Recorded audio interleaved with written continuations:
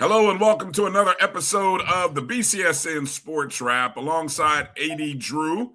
No, Dr. Cavill is not with him. He is. He's going to come in at the bottom of the hour.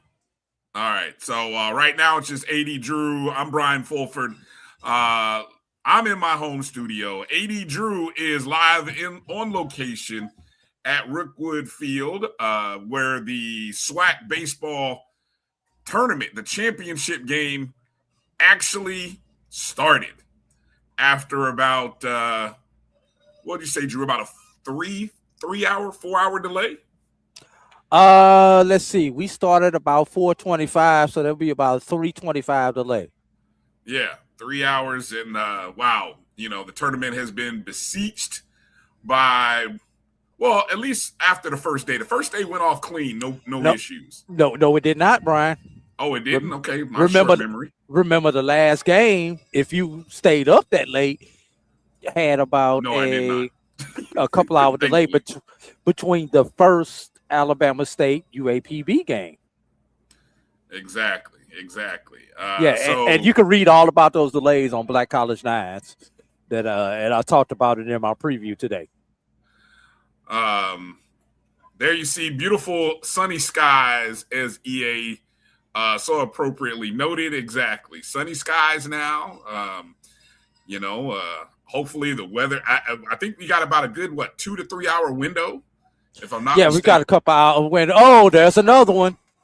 And let me talk about that right now as we see that that arrow right there, E6 on Alabama State.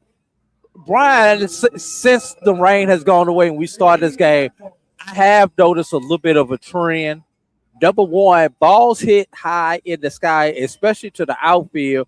Apparently, we went from overcast, the rain, and everything else to a very high sky because the outfielders on both teams have had a little bit of trouble tracking the ball and making clean catches. You're seeing them coming in and what should be routine catches, them having to make spectacular catches. Great play right there by the center fielder. Also, we've seen a couple of times where balls hit on the ground have caused issues. We saw the runner from Alabama State before they scored their first run slip coming around third base. We've seen a couple of them where the ball has not gotten out of the fielder's hand cleanly, and we just saw the error right there. So I stopped fielded the ball cleanly, but could not get the ball out of his glove.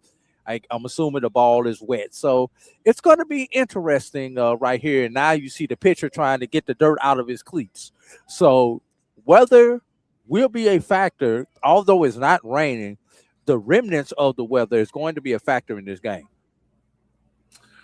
We are joining the show, or I should say we are joining, you are joining the show. We're starting our show somewhere about in the bottom of the third inning, middle third inning.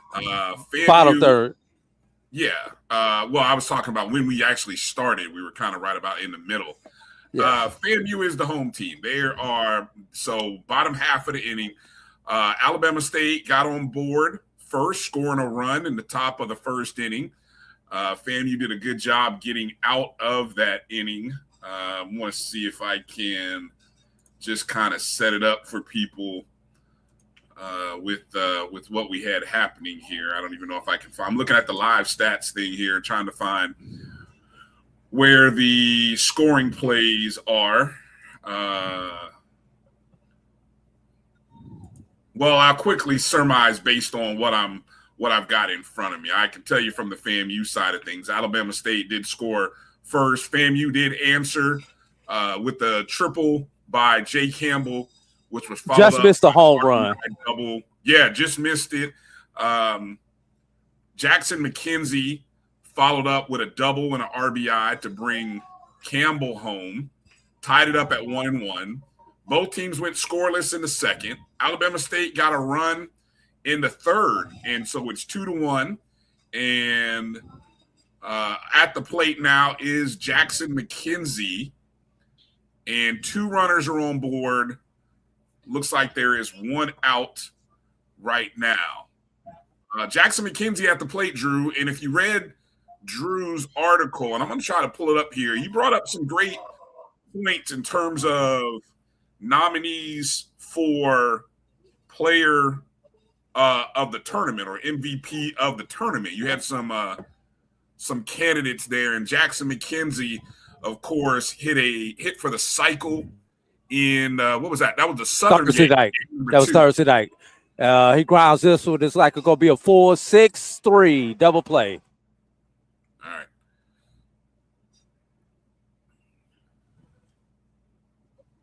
All right. So let's see. Let me go to that one. It's a little bit better. Let me see. Pull up the comments here. Sorry about that. One of the things you were pointing out, McKenzie hit for the cycle on the Tuesday game, correct? Thursday game. That was game number 2. Southern game number 2 for FAMU. Southern game number 2 for FAMU. Yeah. I'm going to try to find that. Some of those. I'm going to try to pull up that article here. Of course, HBCU9s.com or Black College Nines is the website. Look who we got with us. Writing for Brian. Look who I got with us. I can't see. Oh, it's the commissioner himself. How you doing, Doc? He said, "How you doing, Dr. Charles McClellan?" He gave the thumbs up. All right. Good to see Dr. Charles McClellan bumping around there. Yes. Doing what he does. So good to see the commish. There, of course, like I said, Drew is there covering. It's been a good week, I think, in terms of the action. Let me go. Okay, I pulled up the article here. Some of the tournament MVP candidates, as pointed out by A.D. Drew for FAMU. Let me post this in the chat just in case any of you guys watching might have missed this. Yeah. Why you do that, Brian? Tell Dog, no, he wrong for that. My bad. I thought UAP Bama State was still playing. I think they played the 2 longest games. Both their games were the longest games in the tournament. Yeah, I was gonna say, what was the time stamp on that? We got to go look that up and kind of see what the time stamp was on those particular games, man. And I don't think that they do include the if you counted the weather delays. It does. It depends on what you look at in the on the box score. You can see the weather delays. So that's a fair ball. Great. Shot down the right field line for Alabama State. Can we X out a word in this broadcast? Do not say the word shot. I'm putting a bar on the word shot. No one can say shot. I don't want to hear I've heard this word shot said way too many times in this tournament. No more saying shot. You are barred from saying shot. Call it a hit, call it a rope, call it a bomb. Do not call it a shot. Please, Okay. Drew. Every time Drew says shot, we got to take a drink. I'm going to go pour some liquor right now. Every time take a shot when I say shot. Take a shot when you say shot. Hey, if you're watching the game and you hear the word shot, take a drink. That's all I'm going to tell you. Please make a Kool-Aid. I love our broadcasters, but if I hear the word shot one more time on any hit, line drive, whatever, I'm going to, anyway, it's all love. It's all love. But anyway, let me go back to Drew's tournament MVP candidates. Right now, top of the fourth inning, Alabama State leading 2-1. Here are some of the candidates. And Drew, I'm going to let you talk about these guys here in a second. Your first candidate, you said Miguel Oropeza. You said he's the clear front runner for Alabama State. He has 12 RBIs in 3 games. Jeez. Including a grand slam off Grambling, 3-run double. When you take a look at this play on TV, Brian, bunt down the third baseline, and the FAMU catcher and Jackson, the third baseman, kind of bumped into each other. No one called the other one off. Conventional wisdom tells you Jackson should have fielded that ball as the third baseman coming in versus the catcher who has to field the ball and then spin a throw to first base. And now you're about 30. Out. So just for reference, Drew, you're about probably 30 seconds ahead of me and probably most of us that are watching live. Yeah. So just as ahead, I see what you're talking about. Yeah. That was probably the third baseman's play. That's right. But perfectly placed bunt. And I think, Shoop comes out to probably talk to everybody about that. But let me go back to these top players for Alabama State and let you kind of talk about them here for a second, Drew. You mentioned Oropeza being the leading guy for Alabama State. Then you had Fabian Santana listed as 2, who's he's hit 6 for 9 in the tournament coming into today's game. And then James Peterson, who in 3 games, has been used in leverage spots, including a save against Grambling, the final inning to close Bracket B's championship game. Any comments you want to give to those guys, Drew? How's that been received? Let me break this down a little bit further. Oropeza coming into today, 6 for 11 with 5 runs scored, 12 RBIs, two long balls, 2 doubles, and has drawn 4 walks. Santana came into the day 6 for 9 with 3 home runs, 4 RBIs, and 1 walk. Peterson, 3 appearances, 9 innings pitched. Has given up 4 earned runs, but has a save. Has thrown 121 pitches. But anytime, Brian, you get a pitcher who pitches in every game of a tournament, 3 or more games, he's been effective. He automatically has to go to the top of your list as far as if you're going to give it to a pitcher. Now it's tough for a pitcher to get the MVP. But who was it when FAMU won back in 23? I believe that was. I think that was because he appeared in every game and had multiple saves in the tournament. Yes, everyday Moray. Yes, exactly. I'm gonna throw another one in there for Jackson State. How about Jackson Williams? 5 of 12 coming into the day. Scored run for Alabama State. Oh, okay. Thank you. Yeah, Jackson Williams. You said Jackson State. I'm like, huh? I said Jackson Williams from Alabama State. No, that's not what you said, but okay. Oh, I know what you meant. That's why I stopped you. I'm like, who? I'm like, them Tigers are going home. To him, Kingsford. Kingsford Tigers. Kingsford Tigers is what they know as. Yeah. Another run scored for Alabama State. Sorry, Williams, 5 of 12 with a run scored, 2 RBIs and a double. So a lot of good candidates, and FAMU now falls down 3-1. Oropeza, just to kind of further validate his candidacy, already on the day is 2 for 2 with an RBI. So the only multi-hit player for Alabama State, who has 8 hits already in the contest. That's pretty impressive, and it's a little worrisome here for FAMU. Well, here's the one good thing. There's another hit. Granger's giving up another hit. If Granger can somehow get through this inning, do you go to Workman? Because Workman should be available. Well, you may have to. You may have to. The one thing that I have seen right now is that Workman. I mean, Granger does not have his best stuff right now. And part of that could be from the delay, Brian. It's tough. You get mentally ready. Your adrenaline, your hydration, your food and everything else for a 1 o'clock game, and you don't start to 4:30, Brian. Almost 4:30. We're talking 18 to 22-year-olds, Brian. I don't care what you say. It is a mental challenge to be able to go out and not start this game on time, Brian. Hey, you're a basketball coach, Brian. How hard is when you have to wait for that triple overtime game before you start your game, Brian? It's a mental challenge for not only yourself but your players to get ready. And we talking just a few minutes with basketball. So imagine this in baseball, Brian, to start 3.5 hours later.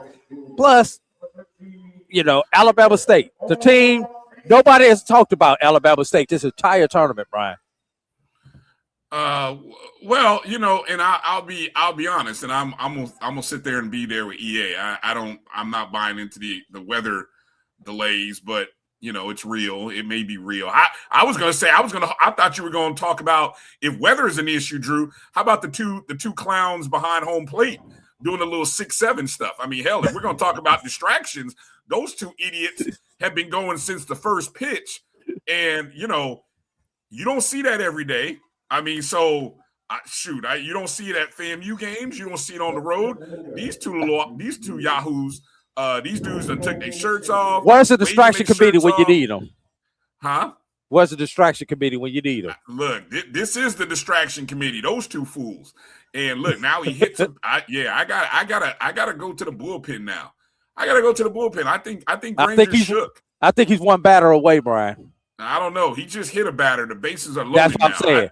If he doesn't get out this next at bat, there's 2 outs here in the 4th inning. If he does not get this out here, I think you go because there is activity in the FAMU bullpen. Can't quite see who it is. Yeah, you got your. He hit another one. You got your binoculars. Did he hit another batter? No, you can't. Yes, you can't see. It's not the binoculars, but because they've only got the slotted windows, you really cannot see who's throwing it from where the mound is. Yeah, 5-1 now for Alabama State. Good God. Yeah, it's off. Yeah. Second consecutive batter that's been hit. And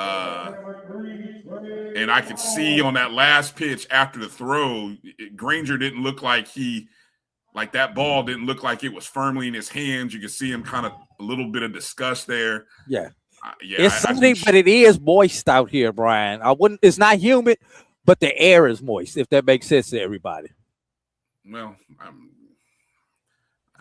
I don't know. But, this is a dangerous place to be at right now. But the one thing I will say about Shoop, he is wanting to let Granger go and get this out because he trusts Granger and he's earned that trust. And we've seen Shoop even last year show his trust in his players.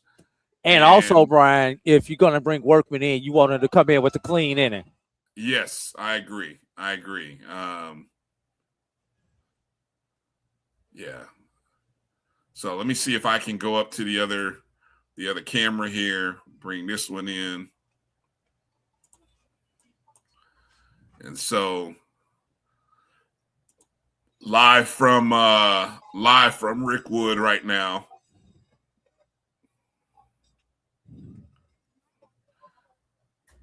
Deuces were wild. 2 balls, 2 strikes, 2 outs. Bases are juiced. It is a long game.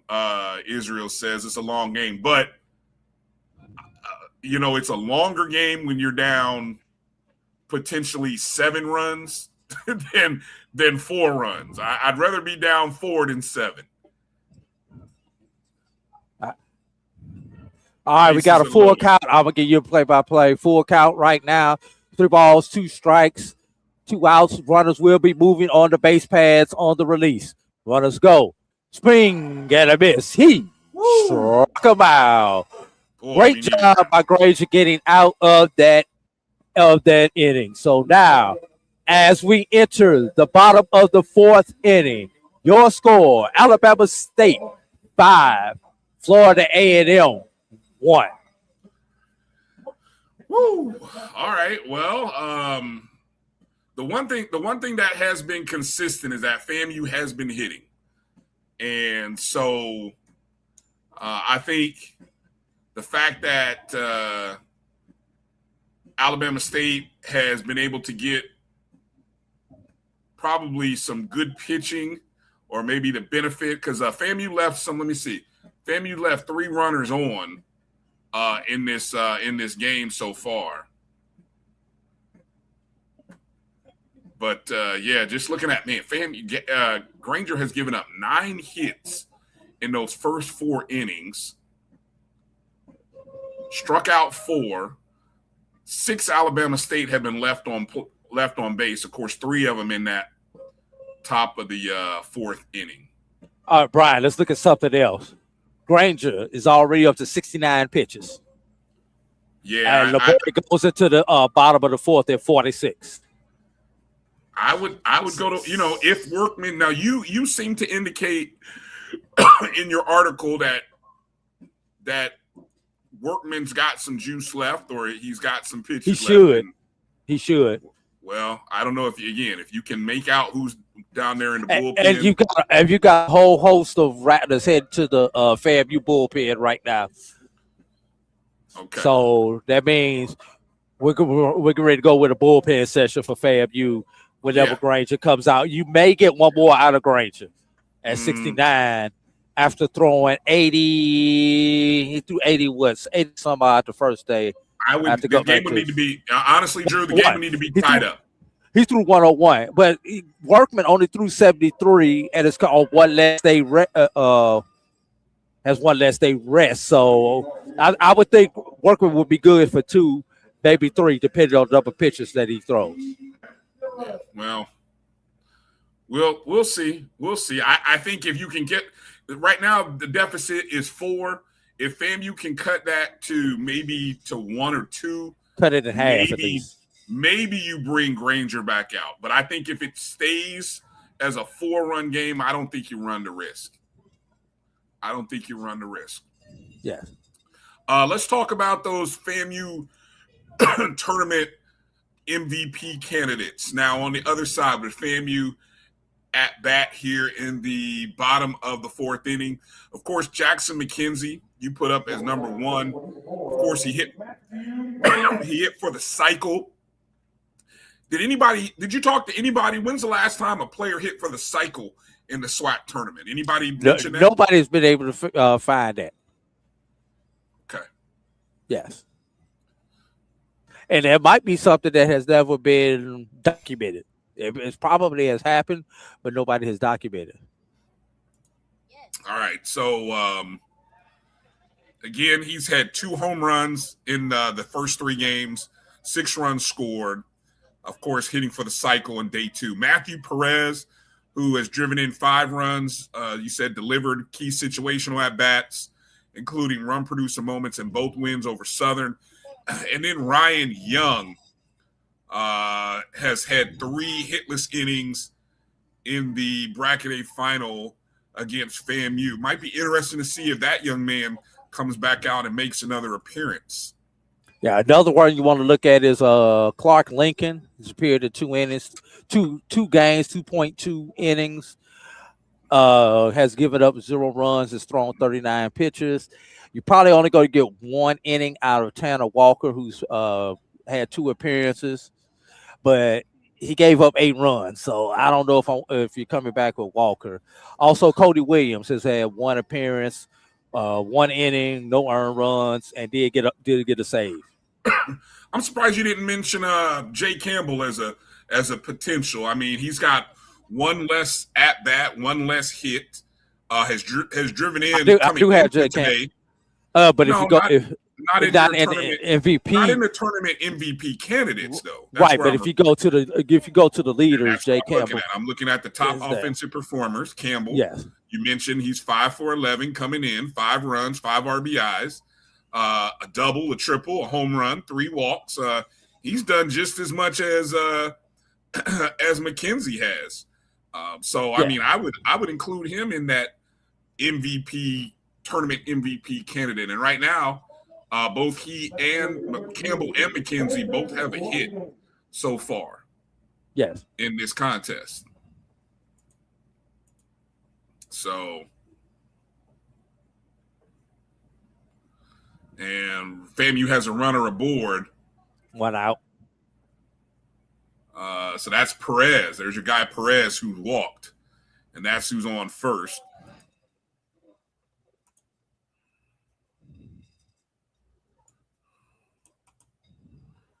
Let's see. All right. So there we go. Get the live feed. Again, A.D. Drew live on location at Rickwood Field. First opportunity here for FAMU to kind of put a dent into this deficit, trailing by 4. Is this the largest deficit that FAMU has had in this tournament, Drew? Oh, by far. Okay. What about Alabama State? Have they, didn't they come back in one of these games? I think, did they come back in the UAPB game? Nah, these games starting to run together, Brian. I know, that's why let's see. They beat Grambling 10-0. Then they had who did they have? Grambling. Did they beat UAPB? Am I going right? Yeah, UAPB. Then who did they face after Grambling? After UAPB. Hold on, you're gonna make me pull up the brackets here from off the site. So the Alabama State path is, of course, they started with Grambling, then they played UAPB, and then they played UAPB a second time after they defeated Bethune-Cookman for the second time.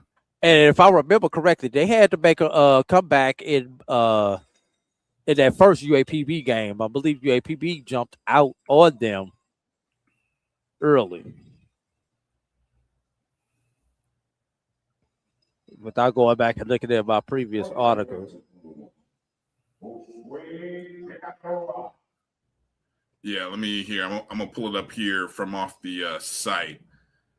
So Alabama State defeated Pine Bluff 8-7 the first meeting, and then 8-5 in the second meeting. And if I'm not mistaken, I think, they had to score. They were down 7-2. They were down 7-2 going into the bottom of the 7th inning. The first time they played Pine Bluff.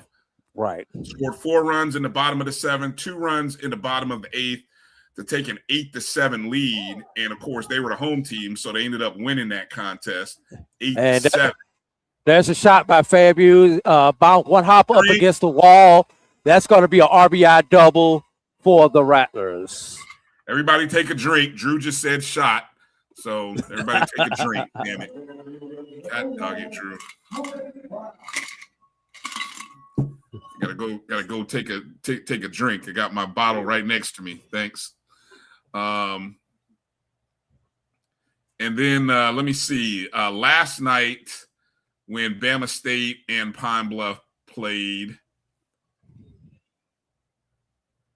They kind of had a dominating – they had a 5-run bottom of the fourth inning, which kind of gave them their cushion, even though Pine Bluff tried to make it a game late, but they never really trailed in that contest. So, yeah. So there you go. 5-2 score we got right now. Caught him leaning on that one.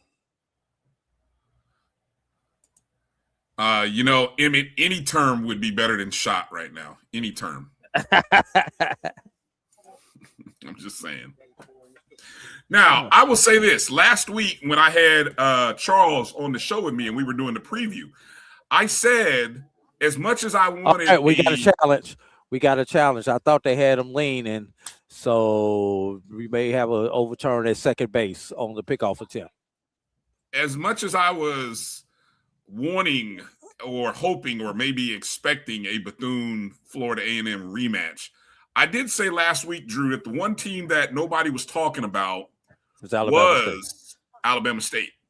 Because coming into the tournament, they were the only other 30-plus win team in the tournament, right? And then,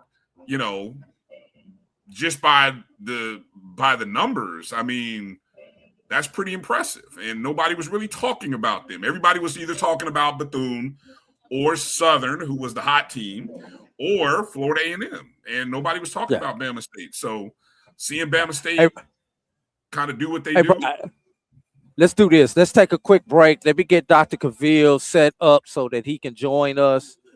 And then, we can come back.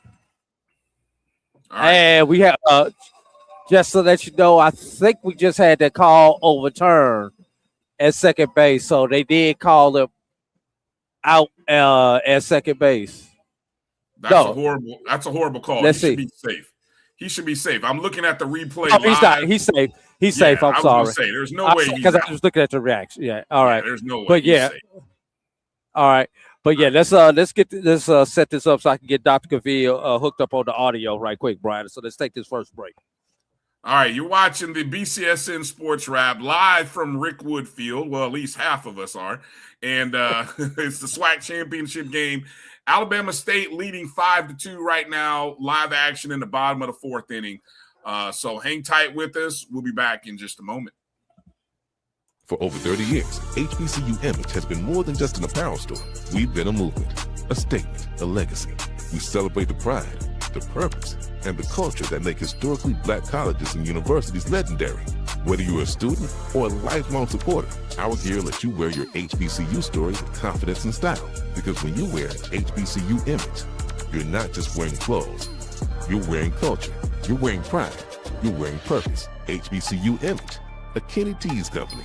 From cancer care to accidental injuries to cardiac care, we all know that there are times that you can't control what happens in your life. But with Globe Life Family Heritage, you can be prepared to weather the storm when it comes.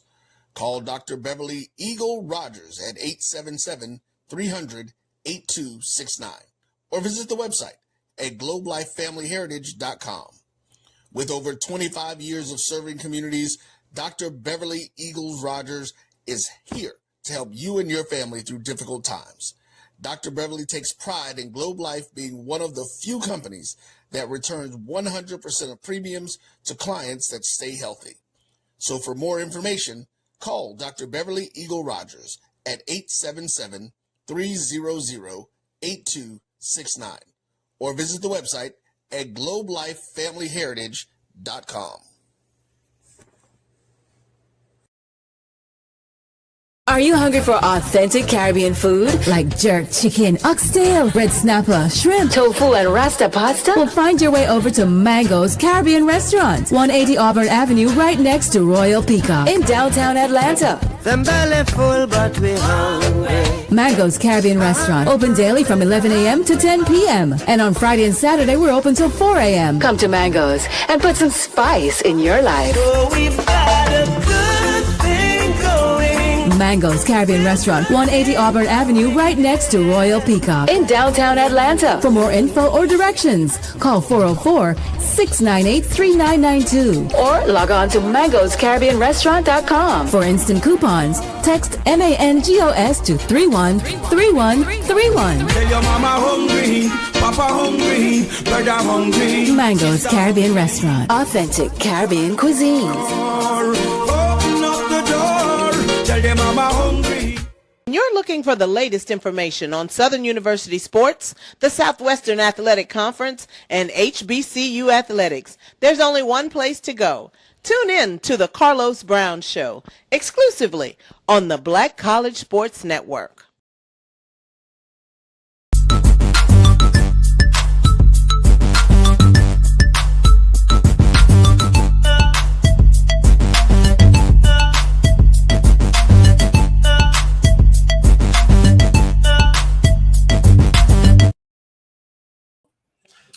All right, welcome back to the BCSN SportsWrap.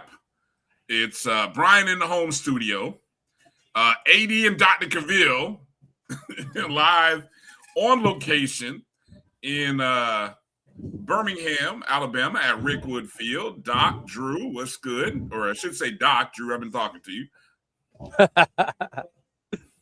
We got, is Doc tuned in? What's going on? All right. So those of you who jumped in to join us, of course, FAMU trailing 5-2, heading into the top of the fifth inning.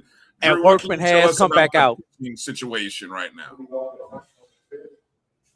Drew, what can you tell us about the FAMU pitching situation? Workman has come back out to start the fifth inning. All right, so kind of what we... Excuse me, not Workman. I'm sorry, Granger. Granger has come back out to start the fifth inning.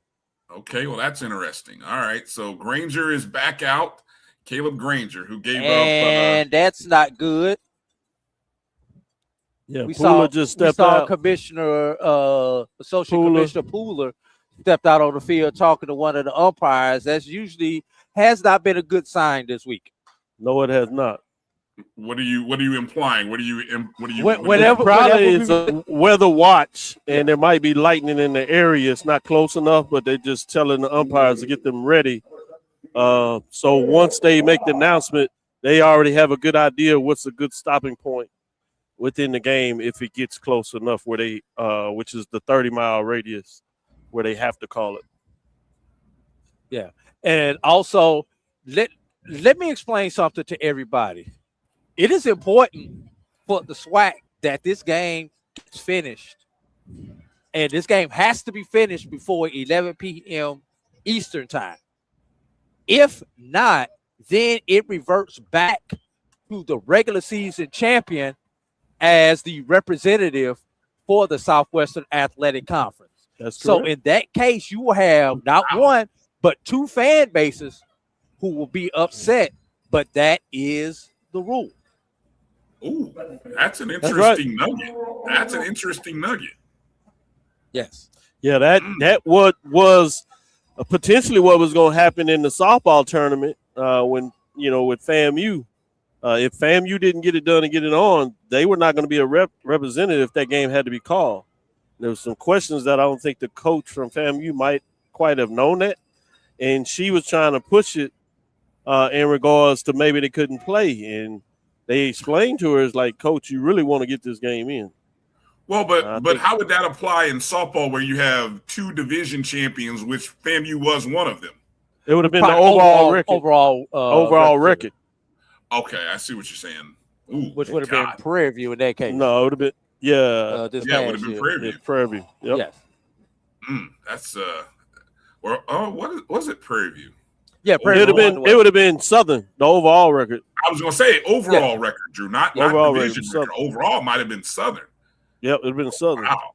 Oh, that's interesting. Yep.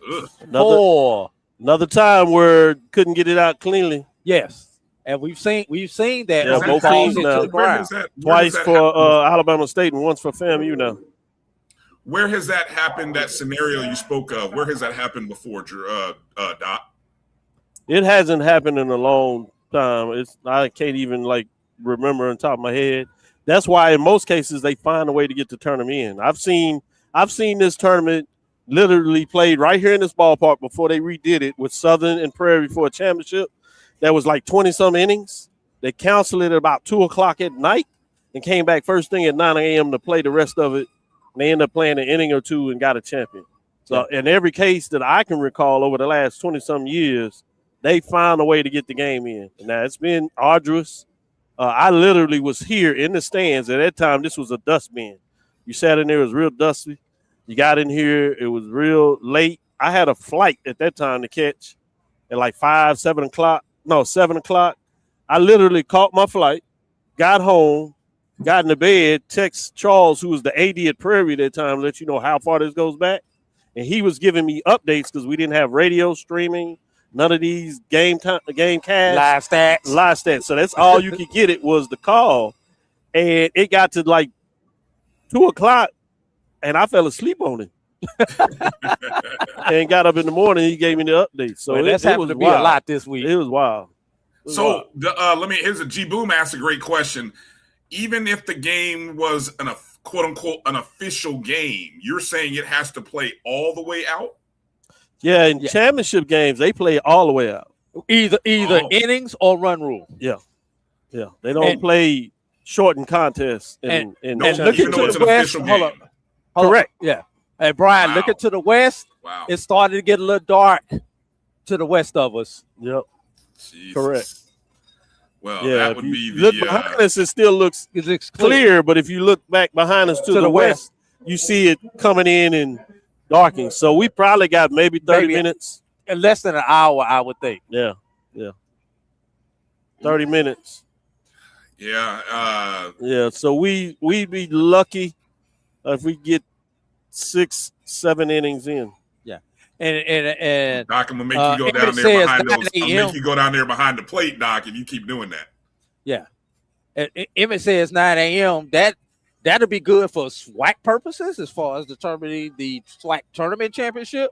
But as far as the NCAA is concerned, if they're not done by 11 p.m. tonight, Bethune-Cookman will be the representative. Interesting. I'm not gonna say that part. That's the guidelines. Yes, but they may have a conference commissioner type decision. Yes.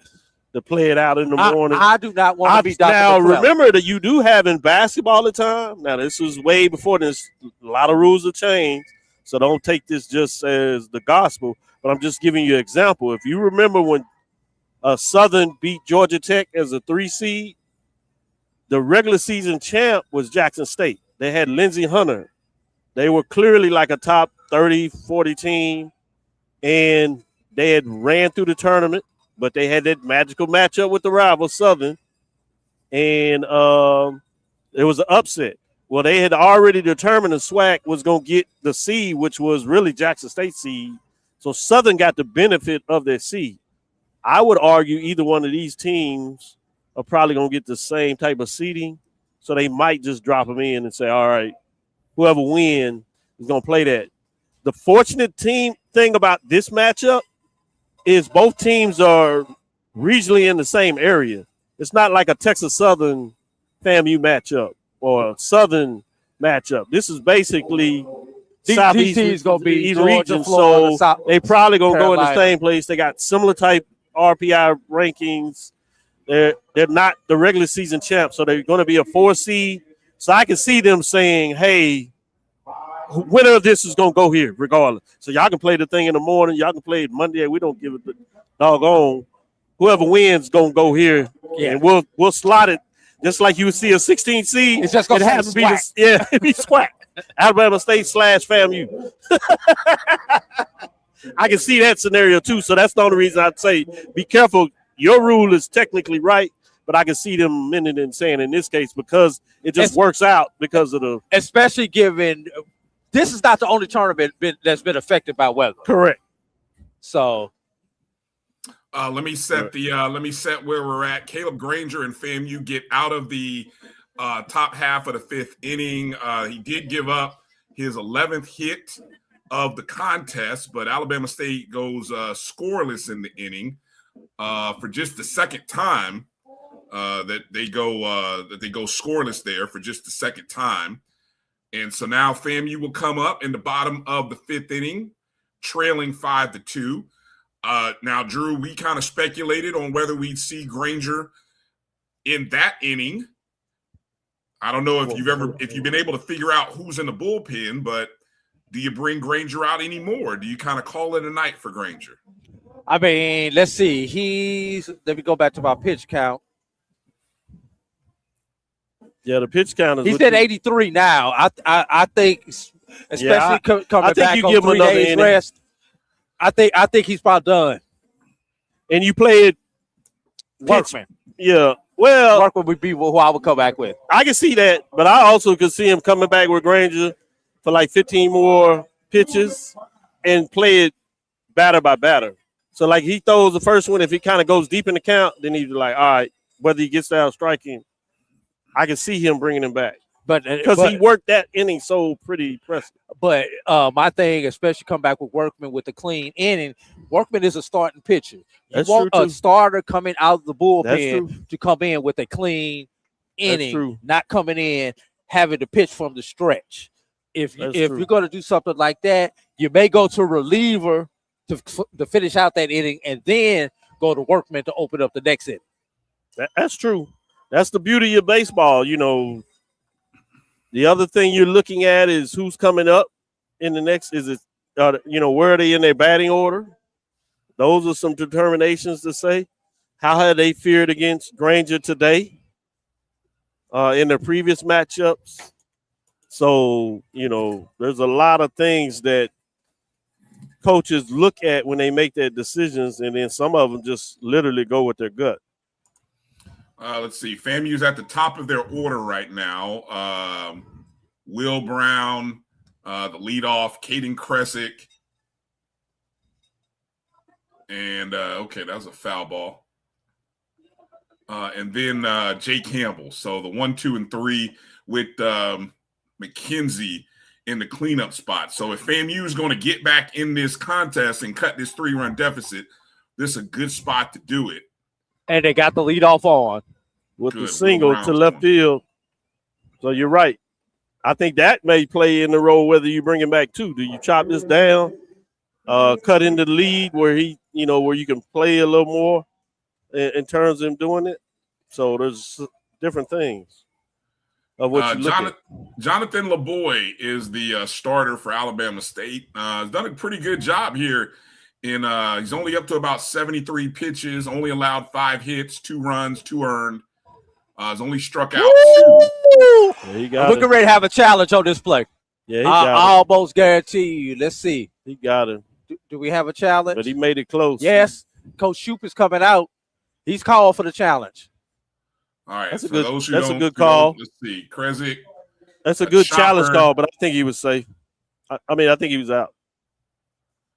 Let me go to SWAC. I got it right here, Dr. Okay, so you had a chopper to here we go. To the second baseman, and it's a matter of Kresick trying to beat out the second baseman. It's gonna be a let's see the call.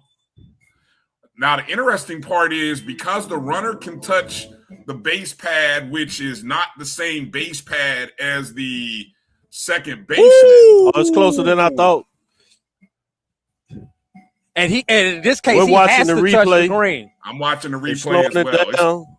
We're watching it too here. Whose toe touched the bag first is what it's going to come down. Yeah, I think he's out. Good call by that runner. I think he got his toe on there. I think he got him by a half a step. By half a step. Yeah, we call him out. He's out the half a step. He's out by a cleat. Yeah, I think he lost by a cleat is the way to put it. It's not just half a step. It's a cleat. The front half of the toenail. Toenail. The toenail. Yeah, the toe touched the bag. Yeah, he's out. Good call by we give him a lot of issues when they don't get calls, right? Which they deserve. That's what they're out there paying for. But I like to give them kudos when they call it on replay. Now Vasquez live. Sorry, Vasquez comes out to settle his team down. Yep. Yeah, but I'm okay with that because it moved the runner to second base. So I'm okay with it. It was like a bunt. It's just like a bunt. Yeah. Now the thing is you lose your challenge now. I don't think it was a bad challenge, but you lose that was your challenge. Huh? That was worth the challenge to be. That was such a hard call with the naked eye. You get 2 challenges, but if you lose, if you got that one, then you would have kept your 2. But now he's just down to one challenge. And usually this is about the time if something close as you take a challenge because you figure you playing 9, you might need it one more time. So you take it usually around the 5th, 6th. You try to hold off early in the game because you got. Looks like LeBoy is coming out. Yep. The who? LeBoy is coming out. So he gave him a lot of work. How many LeBoy is going to close the day. 74 pitches. He's coming out. He's responsible for the runner on second. But he's giving him a 3-run run. Lead. Held LeBoy to 2 runs. Yeah. LeBoy can be the winner. He cannot be the loser in this particular matchup. 4.1 innings, 74 pitches. Gave up 5 hits, 2 runs. Like Dr. Cavill said, he is responsible for the runner on second base. Walked 1 and struck out 2 in 20 batters faced. What's been your assessment of Alabama State's bullpen in this tournament so far? Well, we saw UAPB has made runs against the Alabama State bullpen and trying to see what this number is. Who's just coming to the game for Alabama State? They run Rude during the first game. Grambling. That's Grambling, 20. So you really didn't see any problem 20, with them there. That's 20. The second game they were pretty solid. The third game against 26. Peterson. That's the 26. UAPB, they gave up 26. quite a bit. So that's number 26. Let me get a. I'm gonna do a little before you come back with that, Drew. I did I was doing a little research, Doc. You'd appreciate this. Did you know Jose Vasquez in 2010 almost became the Florida A&M University baseball coach in 2010? I forgot about that. Yeah, doing a little background in this contest. Of course, Vasquez he came from Bethune-Cookman, where he was an assistant coach, and then he moved over to Alabama State and eventually became the head coach in 2017, won a SWAC title in 2022. But back in 2010, when he was an assistant at Bethune-Cookman, almost became the Florida A&M University coach. Turned down the job after being offered the position. Jamie Shoup became the head coach at Florida A&M in 2014. So kind of interesting how it all works out. Of course, Shoup won 2 MEAC titles in 2015 and 2019. And then, of course, winning the SWAC title in 23, going for his 4th conference title at FAMU. James Patterson in this tournament, 3 appearances, 9 innings pitched, has given up 4 earned runs, does have 1 save, has thrown 121 pitches in the tournament. For the season, Patterson, 3.29 ERA, 1.43 WHIP, was 6-1 on the season. 28 appearances, started 5 of those games, 76 innings, gave up 87 hits, 41 runs, 28 of them earned it, walked 23, and struck out 51 on the season there, Brian. Batters batted .285 against him this season.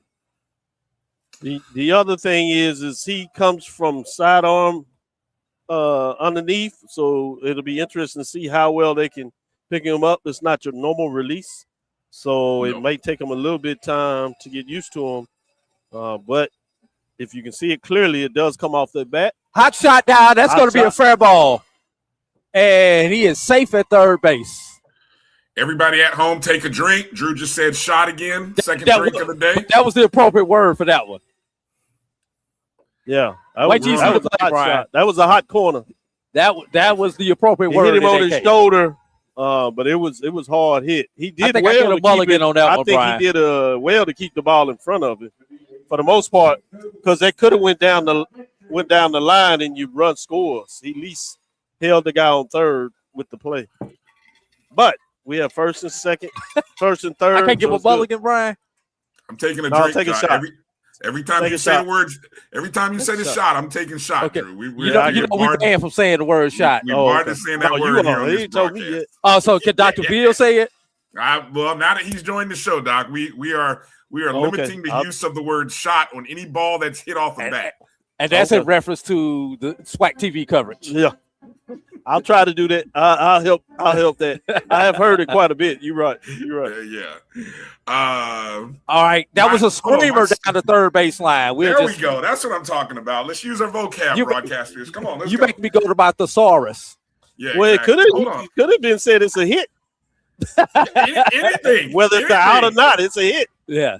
He hits the ball. It could be foul. It could be in play. You guys keep talking. It could be actually a single, It triple. was a hit, but it's not a hit. I gotta unfreeze my dog on TV. My SWAC TV feed is frozen. Go ahead, keep talking. That's because everybody is watching it. Everybody is watching. I wonder what the numbers are going to be on this tournament. Oh, it's going to be Dr. good. Cavill. It's going to be good numbers. And you know something that's also benefited as we are starting to get overcast here in Birmingham, Alabama, because we were not on ESPN.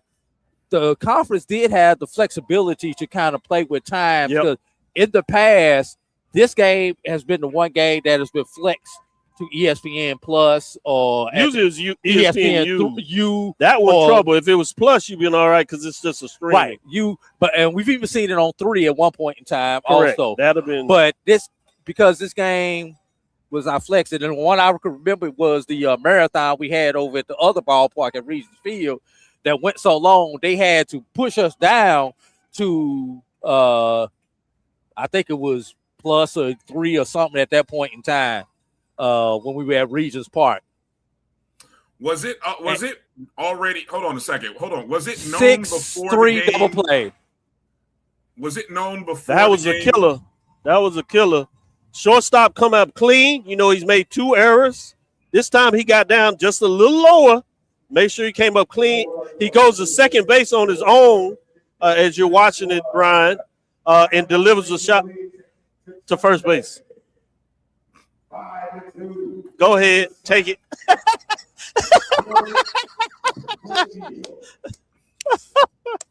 Oh boy, maybe they're not as bad as we think. Just let everybody know. Be prepared. We may get through one more inning before. Yeah, you start to feel the breeze. You start to feel the breeze. 5 to 7 degrees. Really, and it just got significantly darker within like the last 5 minutes. On TV, it does look darker on TV. Yes. And for where we at, we can't see it. The lights are on in the stadium. I'm gonna go out here and take a peek. Lights on. Doc, let me ask, did we know prior to the championship game that it was not going to be on ESPN this year? Yes. I haven't had a chance to ask Charles when that decision was made, but that we knew that early on that these spring championships have been on SWAC TV. It's starting to rain. My son Duke said that it is starting to rain, so he's feeling it. So they're playing in the rain slightly. It's just a slight drizzle, but it is coming this way.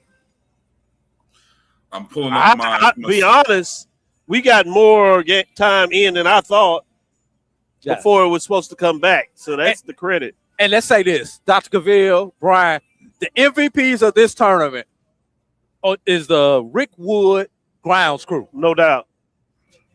No doubt. So they have done a tremendous job. I guess they've clocked a lot of overtime along with the security and the EMS here because have we gotten out before midnight anytime this week? I don't think so. No. Okay, just looking at the weather.com report, just to let you guys know. Obviously, you guys are experiencing it, but just for anybody at home, it's showing that rain is scheduled to end around 6:30. So, I mean, I don't see any heavy rain clouds like the lightning version. So I mean, if you probably have some clouds hanging around the area, but it doesn't look like anything that fingers crossed here will prevent this game from continuing on. And just looking, Brian, I'm looking back to the west. It is clear again back to the west that the darker clouds are over us, and it is drizzling here now at Rickwood Field. You can see the rain coming down. Yeah, at least we can. Not quite sure if you guys can see it on your SWAC TV feed, but the darker clouds are blowing past us. But there's no lightning come in the clouds, so that's the positive thing. There's a heavy storm system just north of Birmingham. So that's probably what you're seeing north of Birmingham. If you were to, I don't know which way north-south is where you're at, but if you were to look to the north. North is actually behind us. Okay, what you're so seeing. You're looking north off this camera. That's where the major storm and the weather is. So I'm fingers crossed for you guys out there. I think we're in the clear. And that may be what she was delivering to him, telling why it may look a certain way. She's telling from the radar that it's back here. So keep going, and we'll let you know if any updates come. And just so everybody knows, take a little bit behind the scenes, there are certain devices that the conference has. Each trainer also has it, either a device or subscribe to a service that they have on their cell phone that's basically is a meter, and it tells them that you must stop it. It has kind of a green, red, yellow type situation to best describe it. And she was probably letting them know we are in the yellow and there's a chance, and then obviously if it gets to that point where you get within the 8 miles or whatever it is, you got to shut it down. So she was probably letting them know they were in the alert area. Another HBP. Who's the pitcher? And let's say that pitcher for Florida A&M. They did make the change, right? Is that Workman out there? So you were right that he came back with a different pitcher. Good call. Yeah, Tanner Walker. Tanner Walker is the new pitcher right now. Right. Walker, not Workman. So he called it perfectly. He's 2 appearances, 2.1 and a third. 8 earned runs though in this tournament, 62 pitches thrown. So now, what was interesting in the pregame, the coaches were sitting in the hospitality suite, just chopping up. You can tell that they guys, good comrade of each other. And FAMU's second baseman came by and say, "Coach," he was talking to his coach, Coach Shoup. "Did you tell Coach?" Talking about Alabama's coach, State's coach. Asked him, "Did you tell him about the recruiting thing?" Shoup was laughing. He's like, "No, I didn't." And so he said, "Go ahead." So he said, "Coach, I came to your camp." And he's like, "Oh man, really?" He said, "Well, he shows you what I'm doing." He said, "No, because it's a good decision." He said, "Yeah, it shows you what kind of decisions I make." So good banter. These guys were relaxed coming into this game. Both coaches and players. And there's a good conference rivalry between these teams, tournament. So I think that's a good thing. I know fans get caught up in a lot, but I think that's important to share.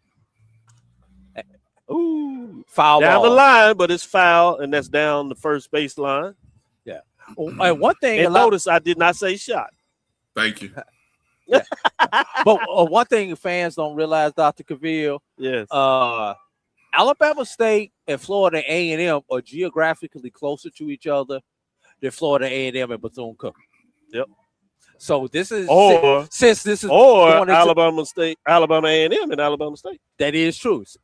They are geographically closer to each other than their two natural rivals, historical rivals. Explain that, Drew, because I don't think people really understand what you're referring to there. If you go to a map and did the route from Tallahassee, Florida to Daytona Beach, Florida, and did the route from Tallahassee, Florida to Montgomery, Florida, for FAMU coming from there, and that is gone. That is off the That's a top 3-run shot. of the second scoreboard, the right RBI sign, say reviving baseball in any. Gonna let that one marinate cities. for a minute. That's big. Right. As right you hear center Mark field. Denham in the background Wow. with Yeah, his right center famous boom, field. boom, boom, boom. Yeah, that's a tough one. That's a tough one. I'm pretty sure everybody's seen that by now. But anyway, getting back to my point, on the map, those two schools are closer to each other than their natural rival than Alabama State and Alabama A&M are geographically, and Florida A&M and Bethune-Cookman are geographically.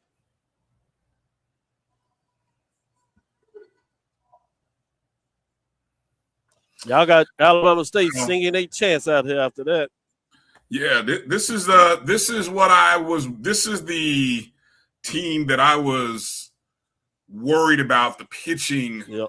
Remember, I that said I was that worried about. too. This is the team that I think. Not only that, I think everybody was focused on everybody else. So it's hard to get back emotional for other teams when you've been focused on a Southern or Bethune-Cookman, and all of a sudden you have Alabama State quietly creeping in and playing better and better. And then they make the same run through the tournament. And everybody's focused about how well FAMU win the tournament. But because the games were later and the schedules there, they did the same thing. So, yeah, but credit to the pitcher. He's come back and got a strikeout, which is always big in terms of after a home run giving up 3 RBI. But we saw this last year, and we've seen this before with Coach Shute. In the tournament, in the championship game, where is that fine line between confidence and making other decisions? Yes, you want to make sure that you guys have confidence in your players out there, but we saw it last year. We saw it if you go back to the year when FAMU made it the first year in the SWAC, when they made it to the Final Four and lost in that big game. It was in the if game, and not pulling the pitchers. Yeah, as early as you could.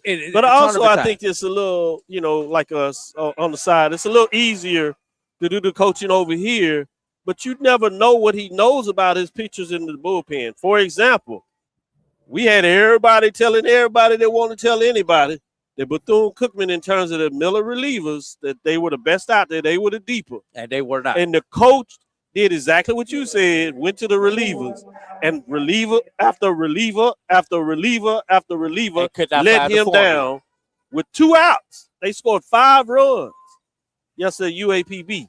So, yeah, he makes the perfect call, and they still get it done. Sometimes we got to realize in these championship games, you're playing another good team, which means, whoever just performs better in terms of players oftentimes wins the game. Only coaching can do so much. And I say half the time, it's the coaching that gets you there. At some point, the players got to get you over the hump. I'm becoming agitated by the 2 fans in the background. I'm going to file a formal protest with the SWAC. They started out last night and took out the shirt. I'm glad in prime time they put the shirt back on. No, they got tops off. Oh, Lord. Yeah, it's ridiculous. Ridiculous. If I were a paying customer and it were sitting down there, I would be livid right now. I'd be a straight Karen. I'd be a Karen right now. I'm telling those kids to go back up there in the upper deck. Little suckers. Oh my gosh. Now, as you said, talking about the weather, it looks like it has passed us on the backside. It's no longer drizzling, so we might be lucky that it passed us. Had a gentleman over here putting in his work, and he's looking and saying the same thing by his eyes. Say yes, putting up the prayer sign like a lot of us. Let's not have a weather delay and keep going. So that was a big inning. That's a tough one. And here's the thing. FAMU has had the opportunities and not been able to get the runner across the plate. Correct. Had runners in scoring position with less than 2 outs and have not been able to deliver. Alabama State has not only been able to deliver, but they've also delivered with 2 outs. Right. So that's remember that's been my whole thing that I try to get people that watch baseball in general at the college level, but particularly what I've seen in the SWAC. And even the MEAC when they were playing baseball when I covered it, other than when, FAMU and Bethune-Cookman would just drug score everybody, it didn't matter. But oftentimes those games are decided about who is able to deliver on 2 outs. Meaning if you're getting the third out, are you able to get that third out? Or if you're on the offensive side batting, are you able to prolong the inning and drive in a run, get an RBI or 2 with two outs? And that's the difference in the college game than the Major League Baseball. You can get to 2 outs, and even if there is a hit, the pitcher bounce back and gets the third out, or even if it's a home run. Yeah, he might give up 1, but he turns right back around. In college, once that ball gets rolling, it's hard for a pitcher to find a way to get that third out if he doesn't get it clear. You've seen errors and things like that will throw a whole team off. Let me just I'm going to go back to, again, Drew's pre-game information. Tanner Walker coming into the game. 2 appearances, 2.1 inning pitch, 8 earned runs, 62 pitches. What does Tanner Walker do coming in today? In 23 pitches thrown, gives up 2 hits, 3 runs, 3 earned, 7 batters faced. FAMU now in a bigger hole, 8-2. Now that kind of stuff I can see why you asked the question. Yeah. Your decisions, and you were saying maybe he brings in work instead of Walker. And those are one of the questions I will give you that you have a right to question in terms of what that looks like. And rain gets a little steadier. I can see where the Rattler fans would be a little more disgruntled in terms of that. Boy, somewhere there's Bobby Swope. I can see him at his keyboard right now. Don't encourage him. Yeah. Don't encourage him. Probably if I go to my social, he's already there. I'll be getting a call probably in about 5, 4, 3, 2, 1 here in a second. Bobby will be calling me any minute talking about why the hell did we put that guy in there? But anyway. Not quite the bottom third. Well, the one good thing is that we bat last, so we've got 4 innings here. Thank you. Hold on, Brian. Here it is, right here. Carlos. He picked FAMU yesterday. Kiss of death. So now you can clearly see that it is raining. Yeah. And so the rain's here. And we might have to stop after this half inning and try to let this rain pass a little bit, especially if they deem that the continuing to play. If it's not, is it a? It's a safety issue, Brian. Well, if it gets to the point where the pitcher cannot grip the ball, just hit a batter. If it gets to the point where the pitcher cannot grip the ball, and control the ball, they're going to stop it. Because the most important thing is that pitcher being able to grip the ball. The most dangerous weapon on this field is that baseball. Yeah, fielding is one thing, but the pitcher throwing the ball, if the pitcher gets to the point where his hands are too moist, they're going to stop this game. They're going to stop it because he can't control the ball. See, I don't know if you can see it any better from here. Go to the full screen on that, Brian, the largest shot on that field. I don't know if that gives a better view.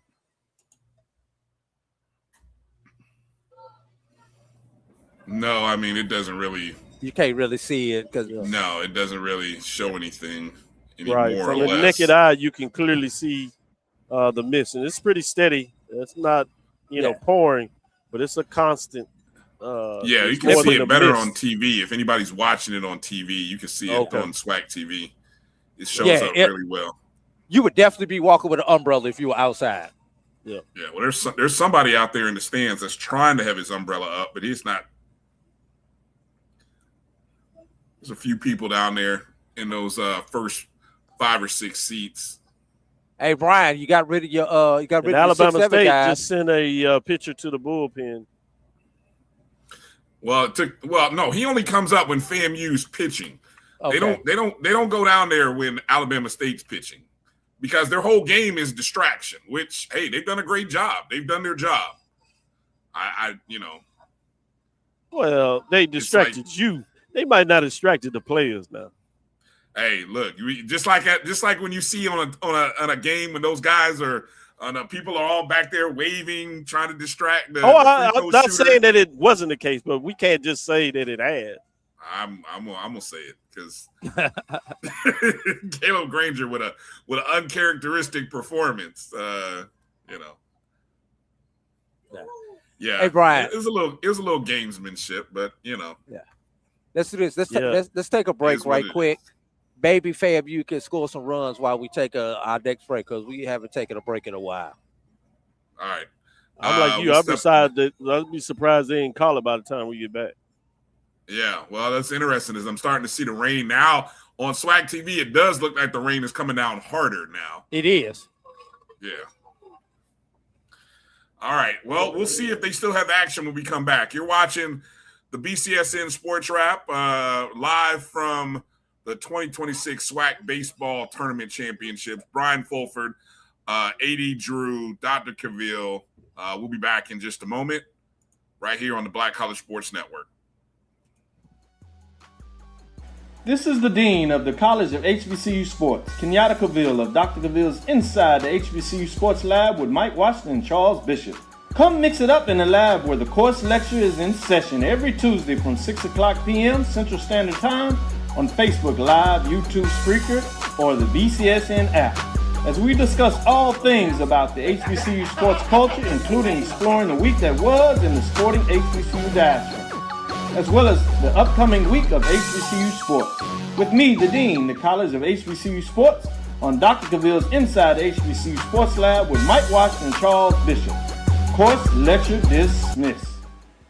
It's never too early to plant the seed, to share the tradition, and instill a sense of pride in your HBCU with your little ones. HBCU Pride and Joy Children's Boutique helps you share your school spirit with a wide selection of adorable kids' apparel and accessories officially licensed from your favorite HBCU. Visit hbcupridejoy.com and follow us on all social media at HBCU Pride Joy on Facebook and Twitter. When it comes to professional learning, teachers deserve better. From the leader in online learning, Stride brings you the Stride Professional Development Center, an on-demand library of mobile-friendly courses that gives teachers choice and flexibility, allowing them to learn anytime and anywhere. Our dynamic courses provide bite-sized learning and help educators advance their knowledge while also gaining professional development hours. It's time you take charge of your learning. Visit us today to get started. For over 30 years, HBCU Image has been more than just an apparel store. We've been a movement, a statement, a legacy. We celebrate the pride, the purpose, and the culture that make historically black colleges and universities legendary. HBCU Image, a Kenny T's company.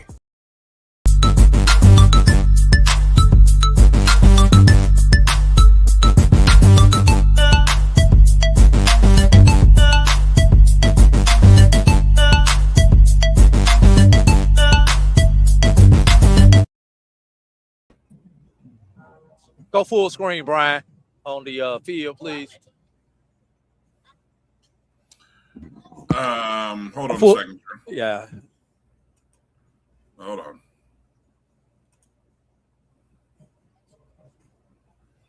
All right. Welcome back to the BCSN Sports Wrap. A.D. Drew, Dr. Cavill, Brian Fulford here. We have a weather delay. Go full screen on that as they bring the tarp out. Now, the good thing is they hadn't pulled out the tarp, so it's not raining that hard. They just covered the mound and the home plate versus covering the whole infield, which we've seen through the tournament and saw this morning before we started the game. Yeah. So that's the indication that they don't think that this is going to be too long and too hard of a rain. Yeah, because them pulling that tarp out, you are looking probably at an hour if they pull that tarp out. For them to get it out, get it off, and to remove it, that's going to be at least an hour. With now we're hoping maybe 30 you could be minutes. done in a few minutes. Yep, I agree. Yeah. And now, in terms of the movie theaters tonight, it's going to be hard for us to do that unless these guys are ready for a late night movie. I don't know if they. I don't know if they prepared for that yet, but you know, just to you know how we would do where, it, Brian, with them homecomings and those late trips. You know, we go to the movie, go out, and we just would hop on the plane the next day and keep it going. Yeah, I don't know if they were quite ready for that over there, but you know, maybe it's time to train them. Yeah. Now I was mentioning Dr. Field. Hold on a second. After let me just reset here where we're at in the ball game. It's the bottom of the 6th inning. FAMU is at bat. Ethan Miller flied out for the first out of the inning. Matthew Perez was hit by a pitch. Then Colton Riles walked. And so when we do return, FAMU will have runners on first and second. With one out. I believe we're looking at a full count of 3-2. I'm looking at the live stats, and I believe I thought they just walked him. They just it was. Yeah, I think it was an HBP, but he Brian walked him on that HBP. He was hit. No, it was the first. Perez was hit by a pitch. Then Riles, he was walked. Okay. So it's first and second, and that means let me see, behind Riles. Yeah, behind Riles, it'll be Josue Figueroa that'll come to the plate for FAMU. Okay. So it's a full count. It's a full count. No, I don't think the full count is on Riles. I think the full count is. Well, hold on. Let me look. Let me look at one other space here. I can't tell whether the full count is on Figueroa, who's an at bat, or either. That's what I thought. I thought they allowed the walk, and then they called it. That's what I thought too. That means Figueroa will come. I don't think they just have updated the. You got a clean count when we come back. Yeah, so it'll be Josue Figueroa who'll come to the plate, and James Peterson. Now, he was the pitcher. The question is, will Peterson go back out? Because obviously, good question. Yep. You know, that'll be interesting to kind of see whether Peterson goes back out. Yep. And it's already starting to slack up just a hair. Yeah. Yeah. And I was telling Dr. Cavill during the break, you mentioned the score, 8-2. If this was a regular season game and for some reason this game were to be called at this point, the score would actually revert back to the top of the inning, which was 5-2, because of a little known rule, because both teams did not get the same amount of at-bats, since FAMU did not get an opportunity to complete the bottom half of the inning at this point right now. But so like I say, we know they're going to do the 5 innings played. Right. 5 innings played. It would 5-2. be an official game, G-Boom. I know G-Boom asked about that earlier, but tournament situation, you're going to get the entire game in, and it's already lighting up. I mean, if this going like this, we may be back in about 15, 20 minutes ready to play ball again. Yeah. It's fingers crossed. It's a miss now. Pooler is walking across Pooler's the actually field. out on the field right now. Yep. And the grounds crew is starting to come out. Yeah, we're gonna get going in just Another 10 minutes. We'll be back. As you can see, the grounds crew go back full on that, Brian. Grounds crews are moving the tarp. It's lightened up enough where they can feel they can resume it safely. It's coming back down a little harder than it was. It slowed down, but it's picked back up a little bit. But they're still moving the tarp. So we'll see. Someone's dog? Is that someone's dog out on the field? Oh, there's a whole story behind that, Brian. That's the dog head groundskeeper of this facility. He catches balls, retrieves balls. He helps the ground crew. So he's a regular. This is not a random dog. That's yeah. He's a part of the grounds crew. He's part of the grounds crew. He's family. Oh, okay. As they would say. Yep. Yeah. Now, let's reset this a little bit, everybody. The base paths were not covered because they did not pull out the full tarp. So how is the footing going to be? Also, Now we're dealing with even more wet ball situations. So FAMU, were it not Figueroa coming up to the bat, first thing I'd be doing is trying to bunt the ball and put some pressure on the defense if it was me. In But fact, they just I'm not taking that bat out of wiping Figueroa. second base. He cleaned around it to kick off the dirt, but he's actually wiping the second base, to your point. Yeah. Now, obviously, it's now, again, back to a drizzle. And just like that, the rain's damn near gone. Yep. Yeah, it was literally a short burst. Unbelievable. What's the seating capacity of Rickwood? 10,800. Interesting. And as you can kind of see, most of the people are sitting underneath the covering, the awning there, which kind of looks like what it's above the mezzanine walkway there. Yes. Yeah, you've got box seats that are uncovered, and then everything else is covered.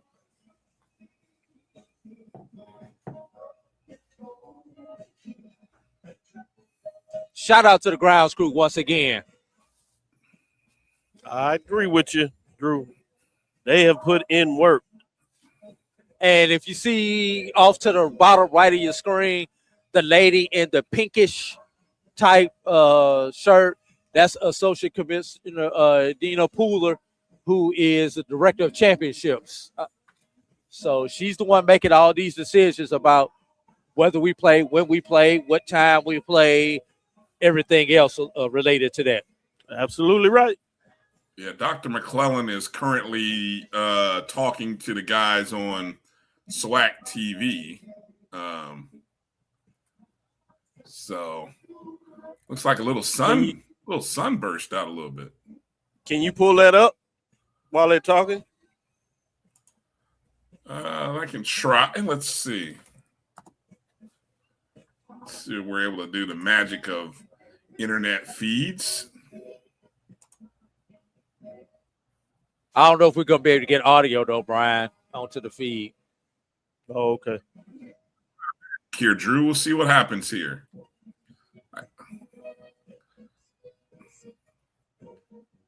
Hold on. What did you do? Don't mess with anything, Drew. Stop.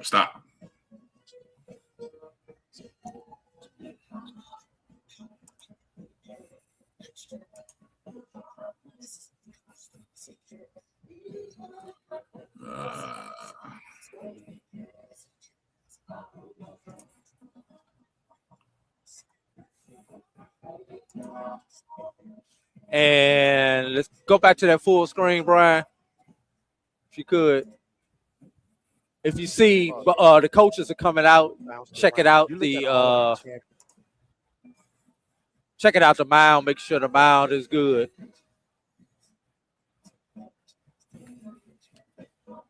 But it also gives them a chance to kind of spread out. To be very honest with you, the crowds that we've had this year are similar in size to the crowds that we had in Atlanta. Are you guys hearing? So compact that it looked a lot better. Okay. But we do think if we're going to put our feet here, we need to continue to grow it. We need to continue to reach out to the community. And as fans understand what this tournament brings, what Birmingham brings, which we're going to have to help educate those from out of state, it helps. And that's what SWAC TV does. SWAC shows these, student athletes from start to finish, where before we only got a glimpse on ESPN. Now you can see SWAC baseball from start to finish. And I think that will continue to help this tournament grow. I've had the opportunity, this is now my 5th championship this year, which, some great bucket list items that I've had an opportunity to do. And, you see that audience grow on SWAC TV in every single sport that it's on. Volleyball, you saw those numbers go up.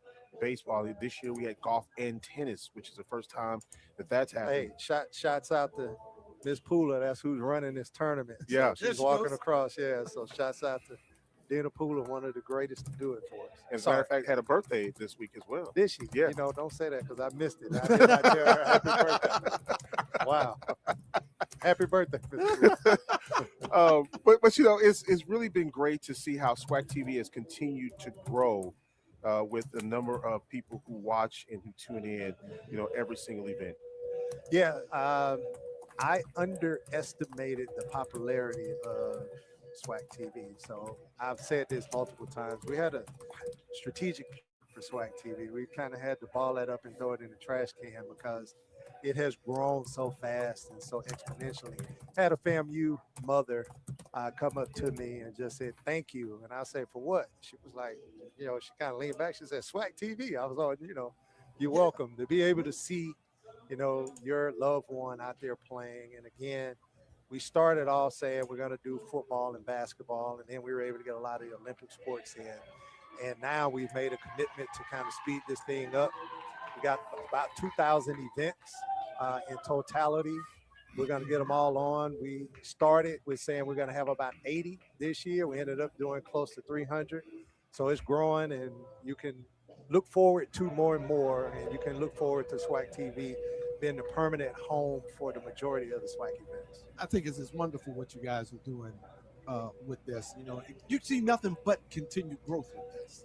Yeah, and hopefully we're going to see continued revenue. There you go. Coming in. You know, my background, you know, it takes a lot to pay for those lights. You see those lights in the outfield. We had to ship those in. Those things are expensive. So how do you pay for it? You have to pay for it through revenue generation, which is TV. So you're starting to see a lot of the additional commercials that are added. We're getting ready to announce a major deal with a third party that should help us with some television revenue. Very excited about the future of SWAC TV, and I'm very excited about the direction that it's going. Yeah, I want to talk about that in that, you know, the revenue, you know, this is great for the schools as well. You had a chance to report just the amount of revenue that you really share with the campuses and the benefits that they get from this as well. Yeah, and, you know, this year was a little tougher simply because of some things that have happened nationally with the NCAA. Everybody knows about the House settlement, that's NIL. Our share to that is about $3 million a year from the NCAA distribution. The Ray settlement came in this year, which was the volunteer coach settlement. That's another $1 million that's been added on top of that, that's going to come out of the NCAA distribution. So our role and responsibility is to help mitigate. Are you surprised? Go ahead. You're right. Start.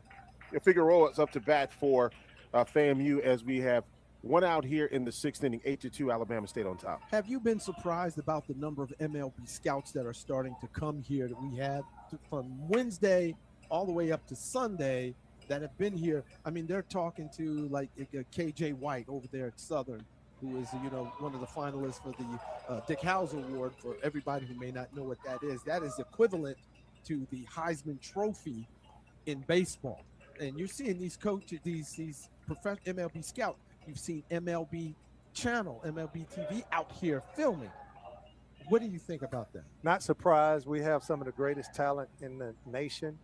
We've sent quite a few people to MLB. MLB recognizes what the SWAC is as it relates to football. And again, you know, shots back out to SWAC TV for giving them the platform to see it. And they get the lead runner, or they get the runner at second, I should say. And there are now 2 outs here in the sixth inning. The other thing to talk. All right, guys, I'm going to come back to us. Are you guys there?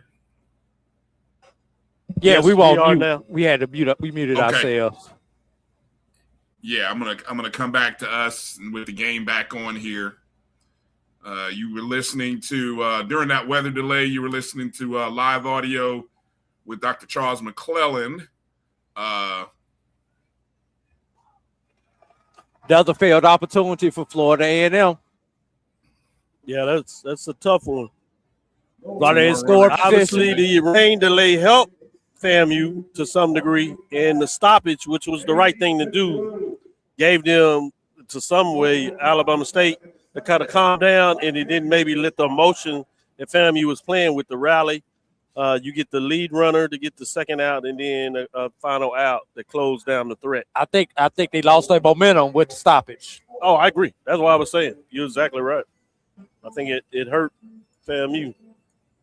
That's when you start to kind of feel like, all right, things are just not going our way. Yeah. And let's see, back on the mound for the Rattlers. Walker, looks like Walker is back on the mound for the Rattlers.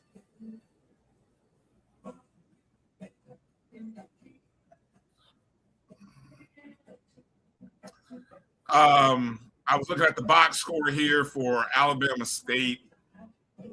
8 of the 9 batters have scored a run for Alabama State. Oh, yeah, they got 8 runs on the board, so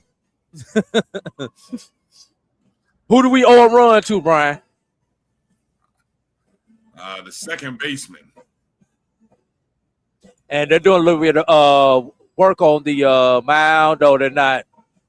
I thought they had brought the rake out to try to do some mound work, but Walker doesn't want it.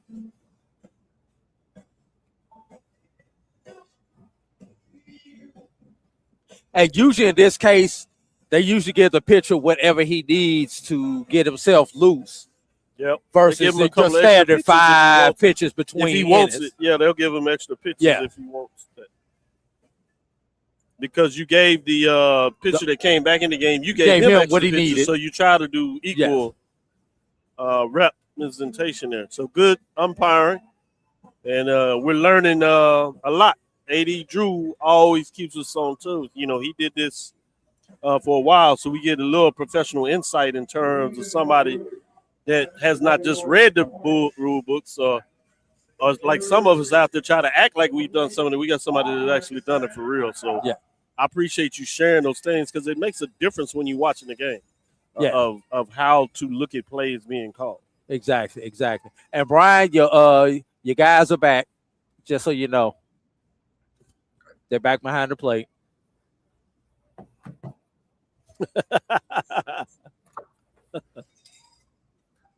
They are consistent. Well, I mean, their job is to distract the FAMU pitcher.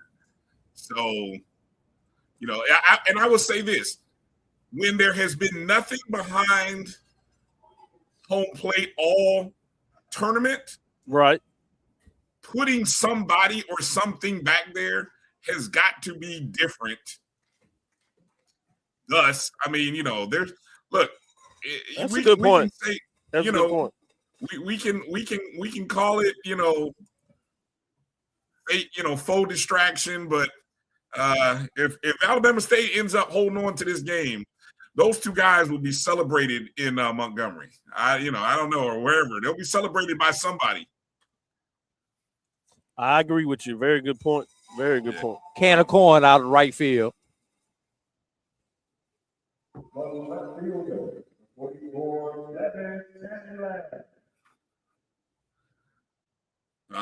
Got to go back and do some digging here to see largest deficit for FAMU this season. Particularly after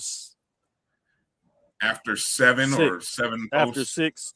After 6, yeah.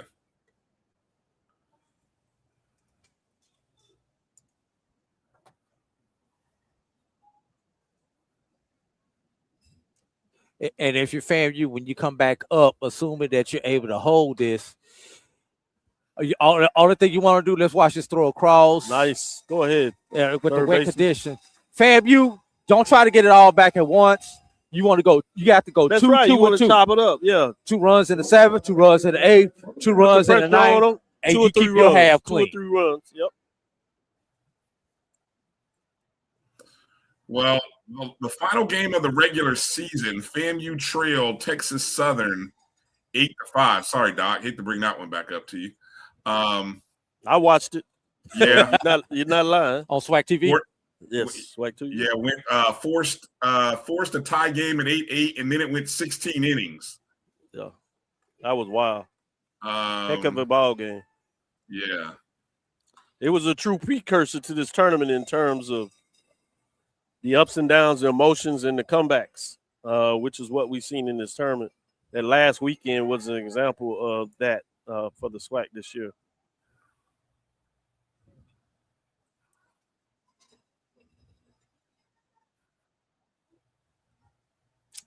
Brian, I didn't know this was going to turn into a watch party. Yeah. Other thing I want to talk about a little bit. You're not going to be watching much longer. I'm going to tell you that much. As we talked about, I did want to do an update, as I said on the show. This will give me a chance to say it. And I posted this. I have it. In 22, it was Alabama State. In 2023, it was FAMU. In 2024, it was Grambling State. In 2025, it's Bethune-Cookman. And so we're looking at 2026. Again, the winner of this game will have 2 championships in the last 5 years, and that is the 12-team expansion era of the SWAC. Both these coaches were at their representative schools, so that means both either coach that wins will put 2 championships up there. That will tie Omar Johnson in terms of current coaches that are still coaching in the league in terms of the number of championships. So that's what's on the line. Not just bragging rights, not just NCAA championship, but history in terms of giving your champs an early indication of making your mark on the Hall of Fame. I'm always interested in,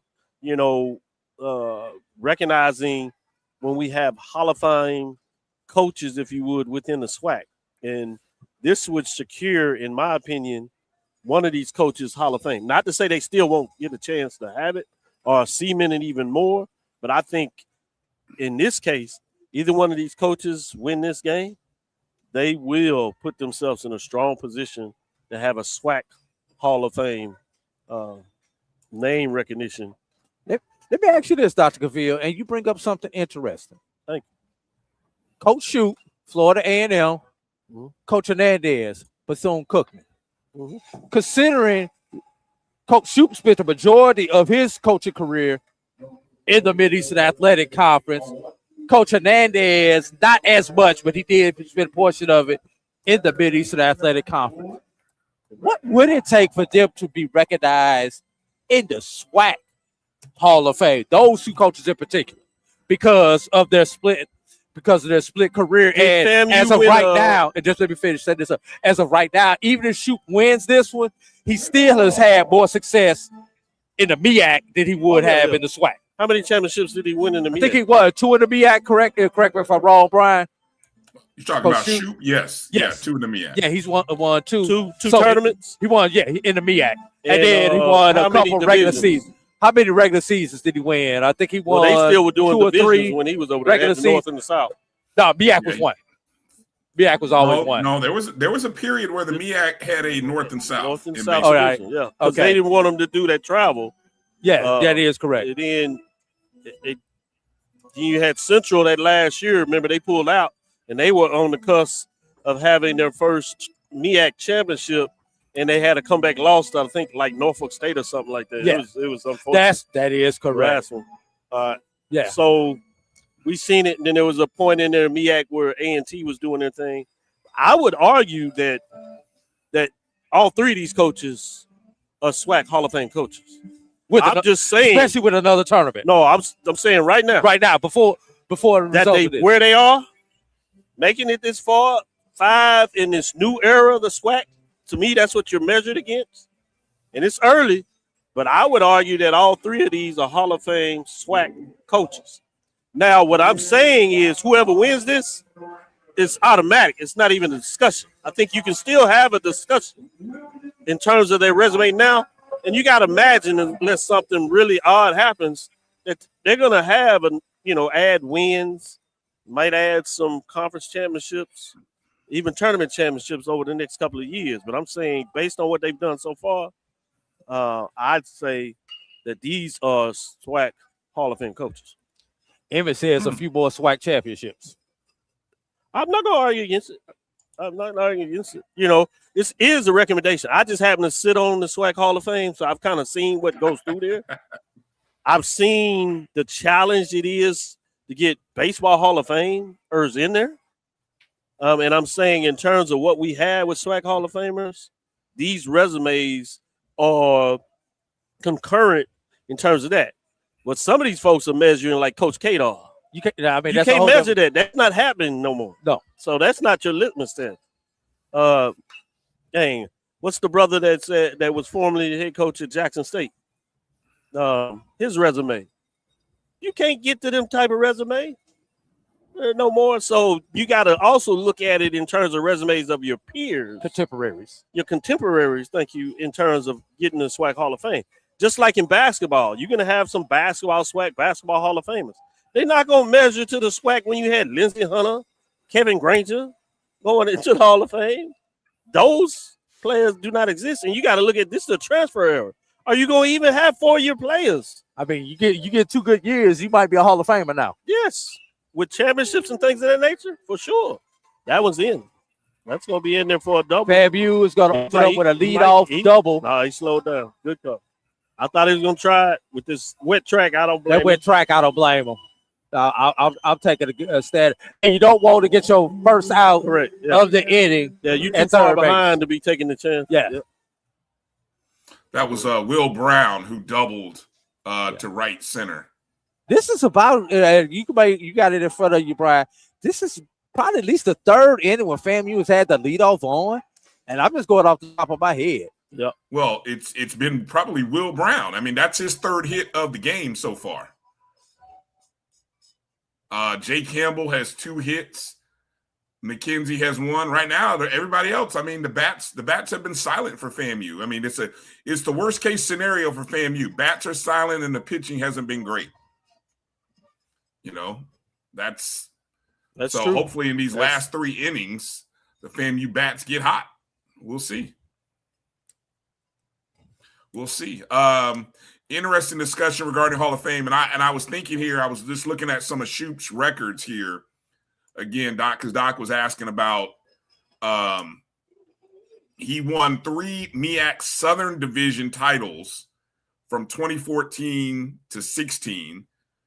Obviously won the MEAC tournament from 2015 and 2019. Won the SWAC tournament in 23, won the Eastern Division in 24, 2-time MEAC Coach of the Year in 2014 and 2016, SWAC Coach of the Year in 2024. So, yeah, I what is look up Hernandez. What was his MEAC resume? Well, Hernandez was only there for a couple of years as head. You know, he was an assistant after coming from I would Florida say Memorial. both Vasquez, even though he's assistant at Bethune-Cookman because of what they did and what he did moving over totality, I think you can make an argument that both of these coaches should be in the MEAC Hall of Fame. Certainly shoot. But I think you can make it. I definitely. Now, you talk about being tough. It would be tough to MEAC Hall of Fame consider MEAC doesn't sponsor baseball anymore to get some of these people in, because the further you get away from baseball, the more of an afterthought you become. The other tough part about getting into the MEAC Hall of Fame is who's going to make the recommendation. See, your Hall of Fame people don't realize is that you need to have somebody make a recommendation, and usually it's your school making a recommendation. FAMU doesn't have Bethune-Cookman, North Carolina A&T. They don't have individuals making it. And it's funny that you say that, because Coach Pettaway, our Coach Pettaway from Carlos Brown's show, you know, we just had an SIAC Hall of Fame selection where we went through, we did our nominations.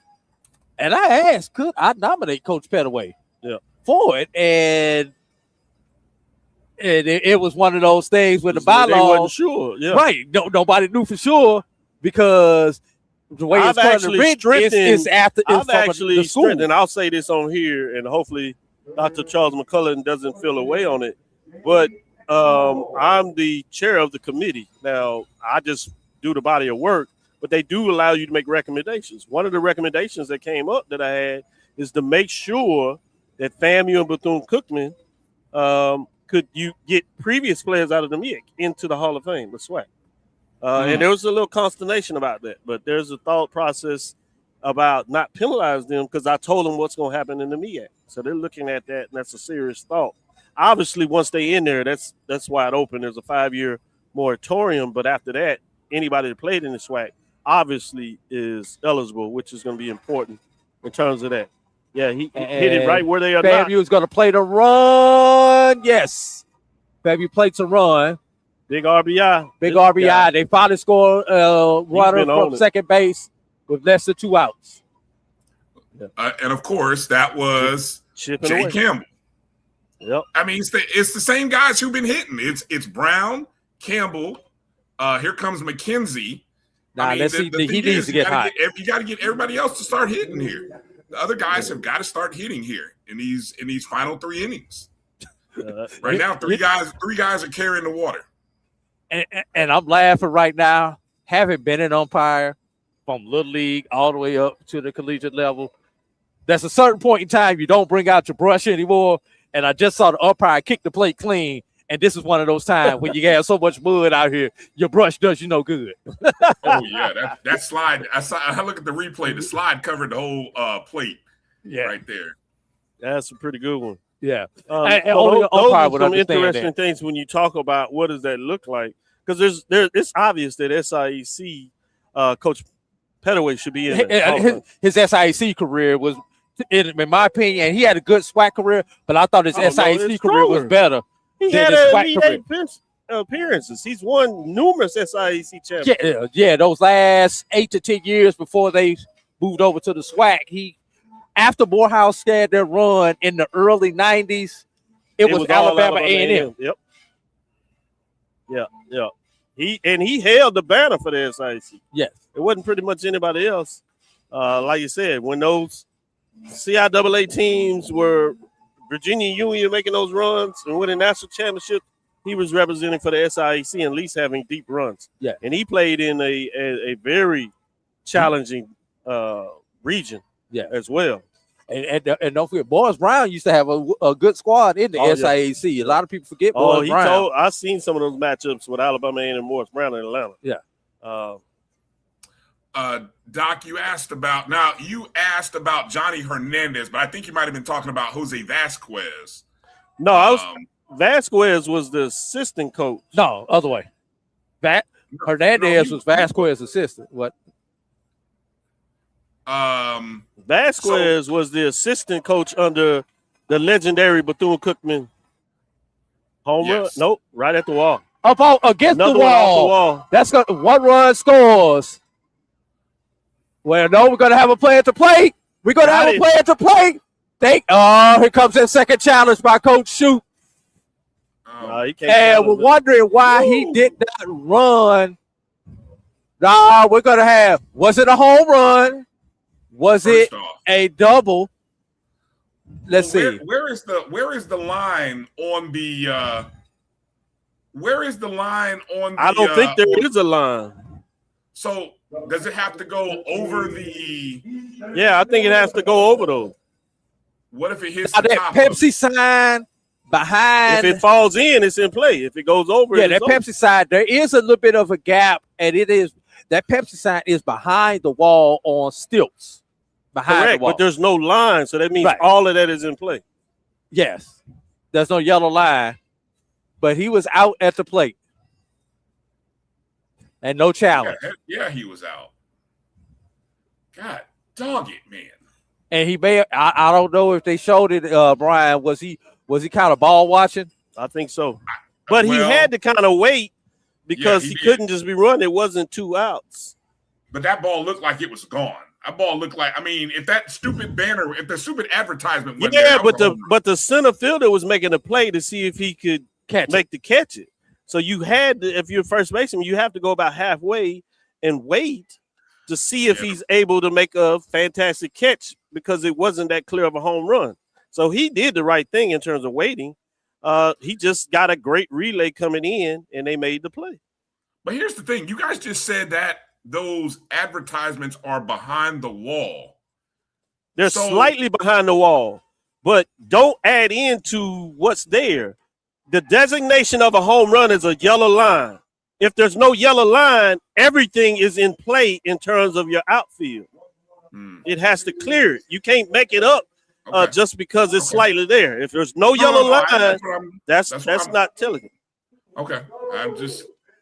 I'm just asking about the sight lines, not. And then you get a strikeout. You get a strikeout, which goes back to your earlier point, Brian, is the only people delivering are those three batters. And they did their job, almost getting a home run to make it consequential. But unfortunately, you get it a double and you stretching it, which is the right thing to do from the standpoint that other guys behind you are not delivering. You just don't make the play. So let's play armchair. Yeah, Will Brown right now for FAMU is 3 for 4 with a run scored. Jay Campbell is 3 for 4 with a run scored and an RBI. And Jackson McKenzie is 2 for 4 with an RBI. The rest of the FAMU batters are 1 for, let me see, 4, 8, 9, 10, 13, 16. The rest of the lineup is 1 for 16. Yeah, that's you nailed it, Brian. And you said it. Armchair coach right now. You hold him at third base, and then you've got second and third with 1 out. Yeah, but it was if you do that, now it's obvious that you do that. Right. No, but and the reason I asked that, do you go and then potentially try to put the ball in play via squeeze play or something else considered the wet turf? Yeah, I think you could do that, but you still got to know, is your batter that you're bringing up, are they people that can really put down the squeeze play? You're right. Are they guys that are credibly enough to put down the bunt? And at this point, the way they're struggling at the plate, I don't know if you have much confidence in them at all. You don't tell nobody that, but I'm saying if you're doing this right now, Brian just pulled out that your other guys are not delivering. And so at this point, you played it safe last inning when you didn't stretch it. You got him a second. But it's just tough. And you got to think about that he probably normally scores on that. But because of the wet field, he's just a tad bit slower. But how do you make that calculation if you hadn't really done it before? So you sent him because generally over the year, you've been aggressive and you sent him. And more than not, he's made the play.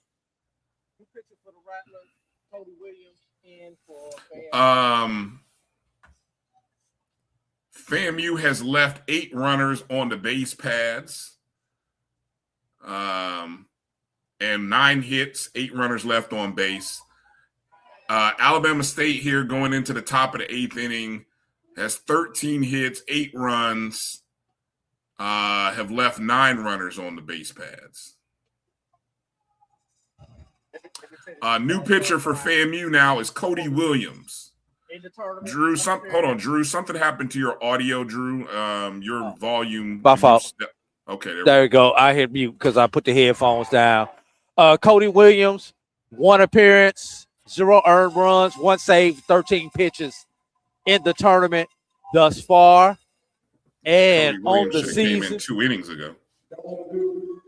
You said it, not me. I was thinking it. You said it. I said it.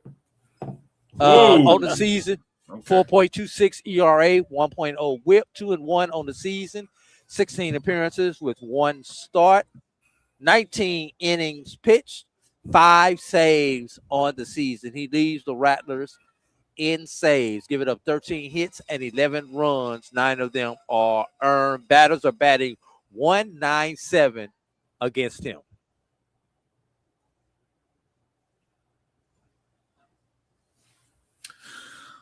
Well, Emmett so I'm going to ask you a tougher question.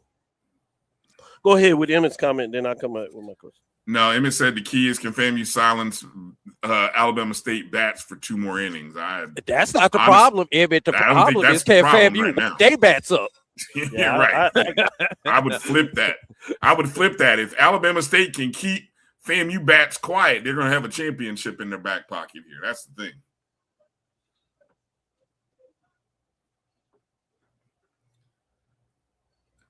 And again, FAMU is they've got 6 more outs. So they bat, they have 2 more innings here.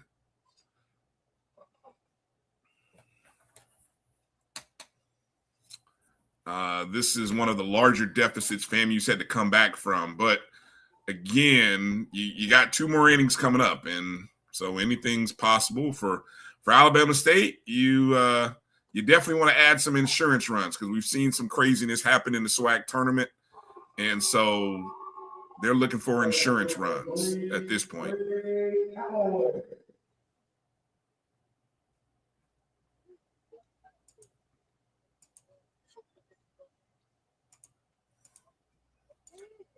So here's another one. Since we're going to history, let this play get out. Tough one, but you got it. Oh, good scoop. Got him. So they shut him down. So what about Gramblin's baseball coach, David Pierre? Is he a Hall of Famer? He took over in 2021. He helped as assistant coach lead them to a conference championship in 2010. They won in 2021. Now, in the 12-team expansion, when we're looking with his other peers, he finished second place in the West in 2022, finished first in 2023, second in 2024, fifth in 2025, fifth in 2026. He's won one conference tournament championship. Can I be honest here? I'm so short of somebody having an unprecedented run in their first 5 to 7 years. I think I really can't look at anybody from a Hall of Fame perspective from the coaching perspective until I've seen at least 10 years. And I look at it and say, what have you done in 10 years? Because 10 years is kind of two full cycle 4-year, 5-year recruiting classes, right? That's fair. So, I think what Pierre, because I'm looking at it now, Pierre's had a good few seasons. This 25 was probably the 1 year where he. Now the thing I tell y'all is, y'all don't keep coaches around very long. Well, that would go to. There's a difference between him leaving versus him staying around, because if he's not around long, that illustrates maybe why he's not a Hall of Famer. And what if he leaves? Okay, now if he leaves again, what did he do in that short period that he was there? That's my question. Yeah, so for me, I got to see some regular season titles. Yeah, he's had one. Okay, give me a tournament title. He has one. One. Okay, so that's the question. Nobody in this. Nobody. Hold on. I'll talk about 5 years. Answer the question is, stop adding the stuff. You made your caveat, but you got to answer the question as it is. 5 years. Nobody other than what today has had 2 championships over the 5 years. That's 1 for 17, Brian. I'm sorry, Dr. Cavill. Oh, yeah. 1 for 18, excuse me.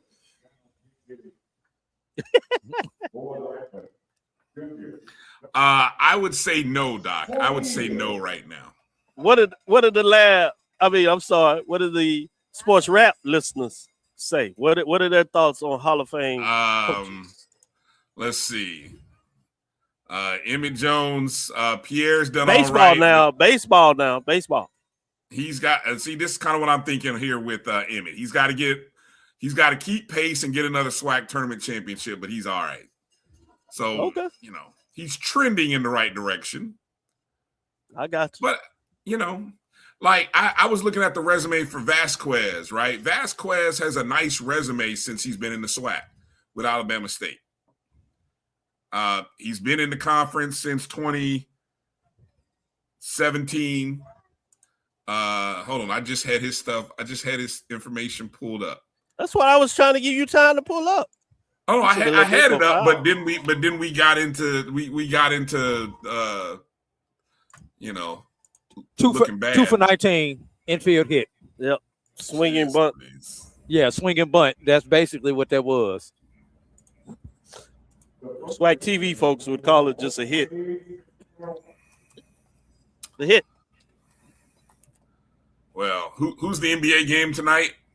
Is it the Knicks? No, they played last night. So it's the Spurs game. Cleveland. Yeah. All right. Jose Vasquez, all SWAC. So he has 4 SWAC East Division titles, a SWAC tournament championship, 4-time SWAC coach of the year. And so on the verge of winning another tournament title. I mean, let me see, 1, 2, 3, 4, 5, 6, 7, 8. This is his 9th full season. I mean, now, see, that's Hall of Fame-esque resume stuff right there. All right. Okay. You're very clear. Good job. I hear you. The score right now, I got some folks who are tuning in on IG Live. The score is Alabama State 8, Florida A&M 3. In the bottom of the 8th inning, FAMU has a runner aboard with 1 out. On the mound for full count Alabama State right now. Peterson, James Peterson, who is in his 3rd inning right now. 4th inning, actually. FAMU is strong. 2 hits together in a row from the bottom of the lineup. Wow, Jesus, about time. Josue Figueroa gets a hit after Alex Monil gets a hit. That's what we need. We need these guys to start hitting now. And this is the 2nd time through the lineup. Yep. Against Facing Peterson. him, yep. So Jordan very Brown patient now, at the plate. You know, Jordan Brown has left 3 runners on base to date in his 3 previous plate appearances. You know, Jordan Brown came through in game number 1 against Texas Southern. Can he do it again? What can Brown do for you? Let's go. Well, I don't know if he'll get a chance now. Vasquez probably making a pitching change now. No, that was just the teammates coming together to buy time for the bullpen. Oh, okay. But this may be his last batter.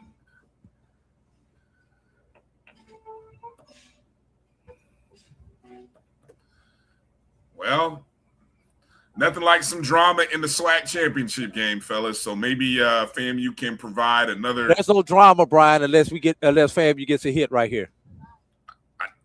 That's what I'm hinting at, Drew. Come on now. Oh, you talk about like we got drama. Well, we ain't got drama yet. I'm trying to It's call drama. It's drama. I'm trying to call it. I'm trying to speak it into existence, Drew. Damn it. Work with me here. Another swinging bunt. He's gonna beat that out. Oh, that's what you needed. Throw in the right field. 1 run has scored. 2 runs have scored. He's heading for 3rd base. And he's in the 3rd base with a little league triple. Bases clearing triple? No. Little league triple, Brian. No, that's a little league triple. That's a single. In other words, that was an error. A 2-base ball error. went to the right field. How many runs scored, though? 2 2 runs scored. That's what Yes, I'm a ball talking game about. now. Now we got drama.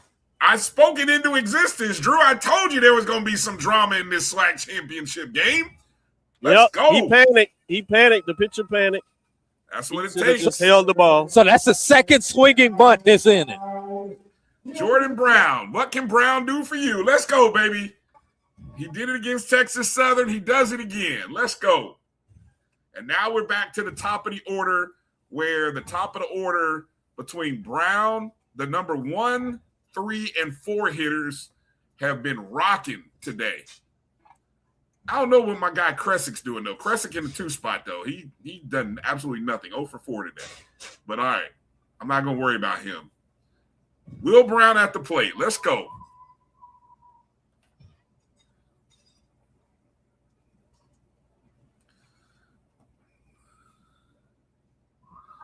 Only one out.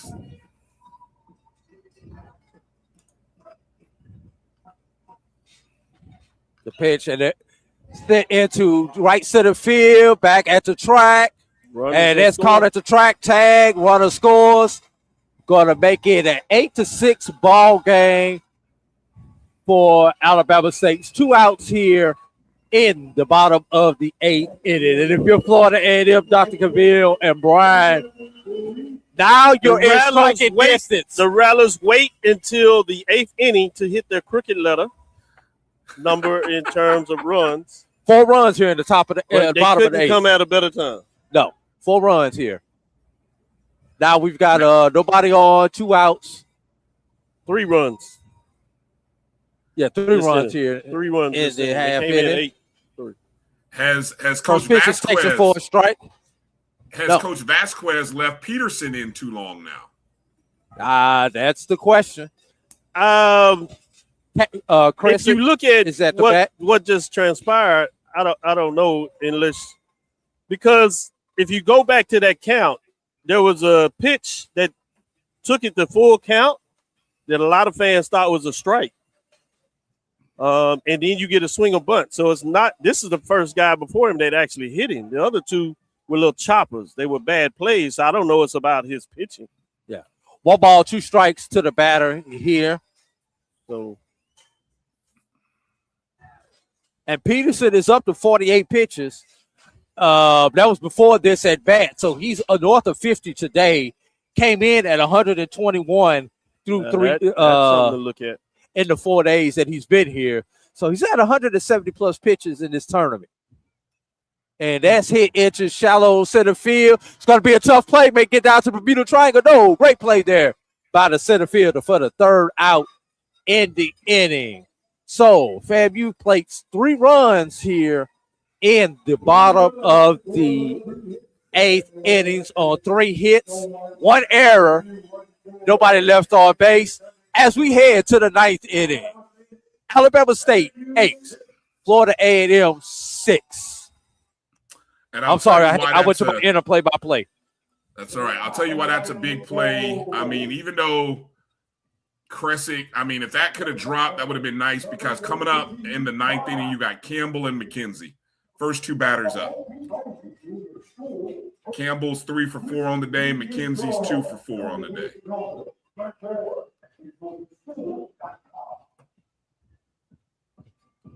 So, well, FAMU bullpen's got to do their job. You're going to the 9th inning. Yep, I agree with you. Williams is back out here for the 9th inning. Keep the pressure on Alabama State.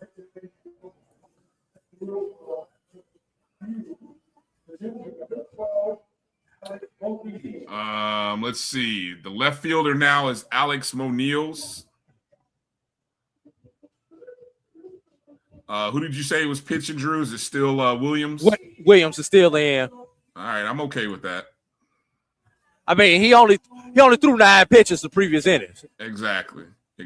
Williams has been let me see, in the tournament thus far. Yeah, he only threw 1. He's the freshest arm we've got because he's only thrown 13 pitches in the tournament coming into today. Yes. So Cody could probably carry the 9th, and if it goes extra innings, he can carry probably the 10th, I would imagine.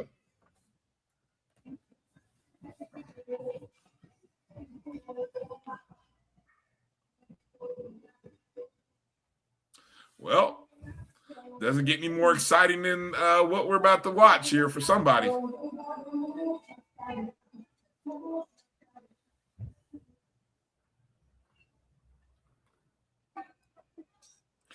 Let's take a short break and then come back with a little more of the action. We'll stick with this live in-game coverage here of the SWAC Baseball Tournament. You can see Dr. Cavill and A.D. Drew live from Rickwood Field. I'm at the home studio. And FAMU, is it raining again? No. Oh, okay. That's just a foggy camera from the center field view. I was worried. Okay. Probably a little bit of humidity out there. Okay. Cody Williams pitching for FAMU. trailing by 2 in the top of the 9th inning. We'll be back after this short commercial break right here on the Black College Sports Network.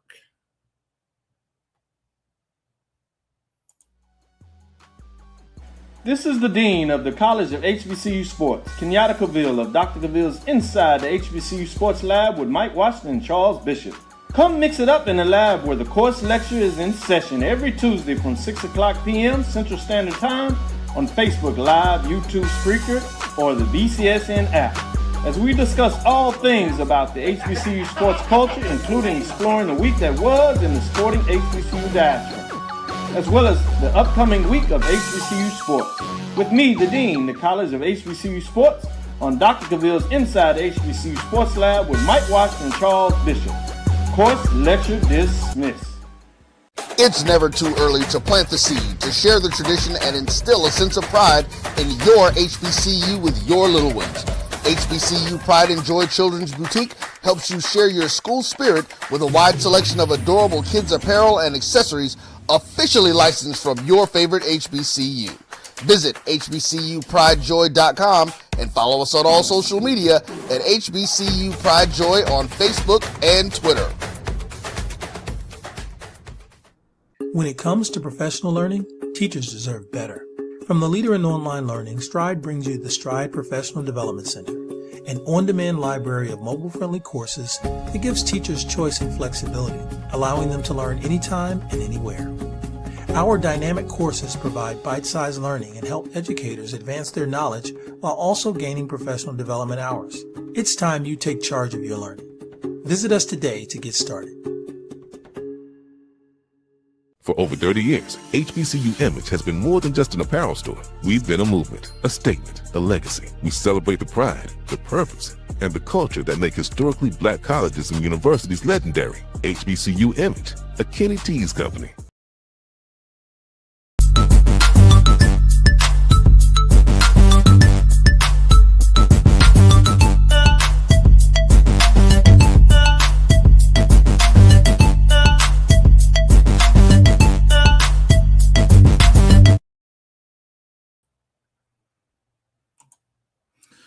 All right, back to live action here. Here in the championship game in the 9th inning of the SWAC Baseball Tournament, Alabama State leading 8-6. Runner advances to second base on a well-executed bunt. FAMU had to do a good job of getting that base or getting the batter out. Made a nice bunt up the first base line. Second baseman able to field it and get it over to the pitcher, who was able to step on the plate. Oh, let's see. Did he go around? Yeah, he did. 2 outs. Let's go. Cody Williams on the mound for FAMU, the runner on second. Alabama State has left 9 runners on base to date. And at the plate is Fabian Santana. Santana is the 9 hitter. He's 2 for 4 with an RBI and a run scored. Everybody for Alabama State has scored except for that last batter.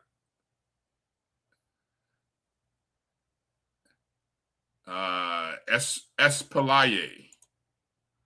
I hope I said his name right.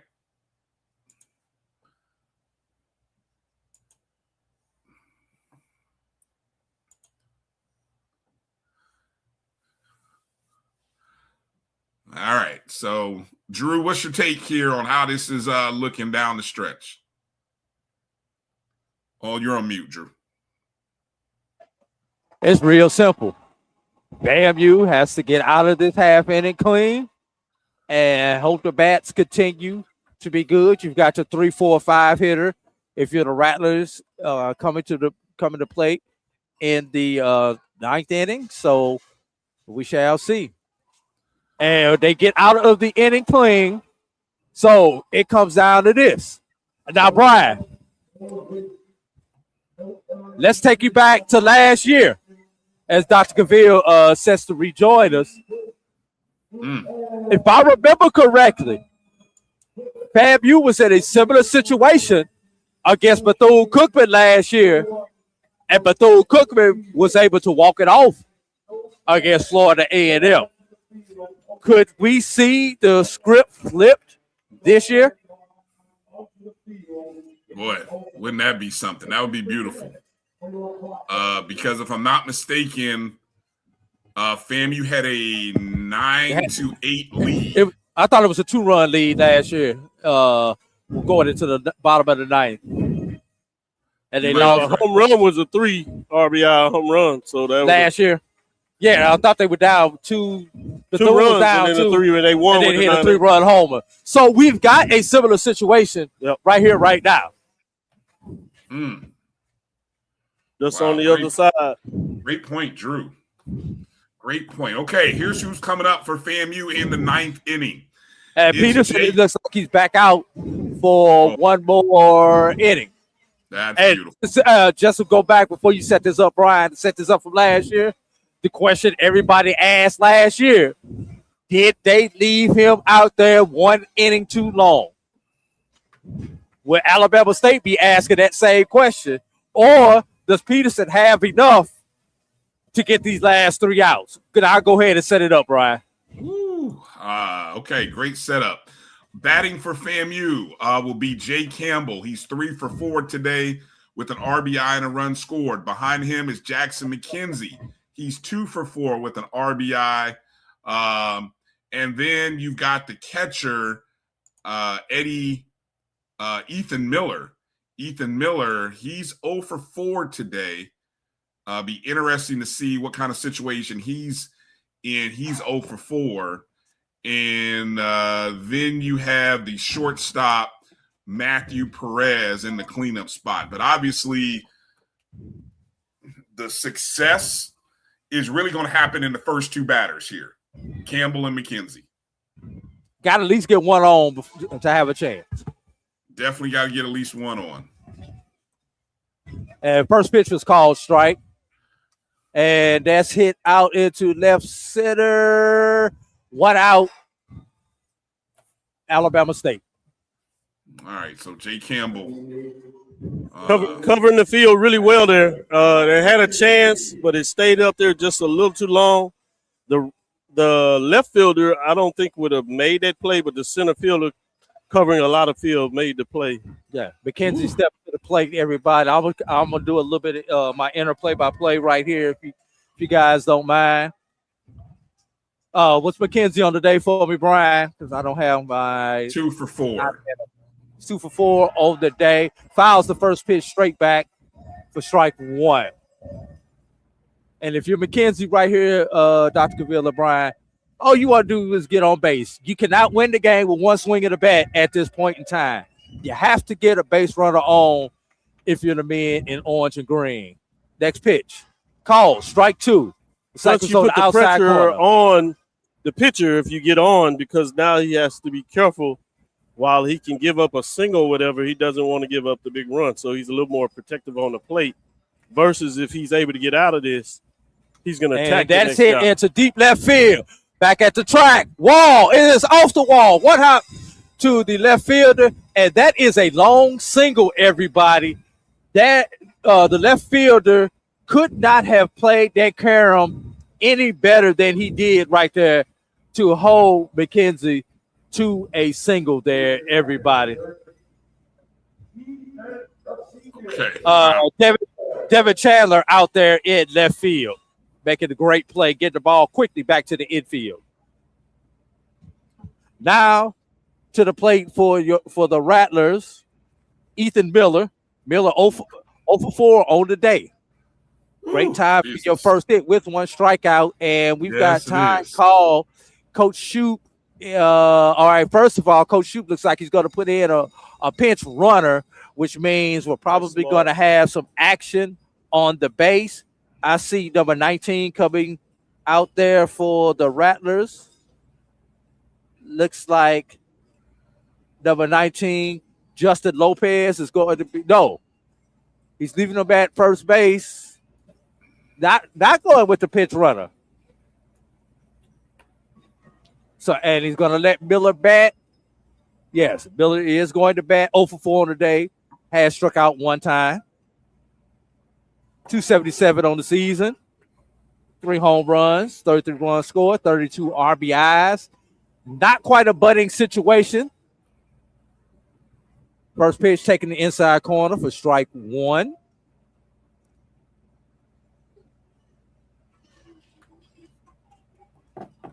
Peterson, well north of 50 pitches, approaching 60 pitches. And that's hit into left field. And that's going to be a single. FAMU runners on first and second as that shot was on the left field line. I owe you a drink there, Bryan. For Thank you. First and second, FAMU. Here's the situation, everybody. Florida A&M. 2 on, 1 out. Now we're going to get a pitch runner at first base for the Rattlers. Coming in for FAMU. Justin Cruz is now your runner at first base. Dr. Cavill, is this a bunting situation? Yes.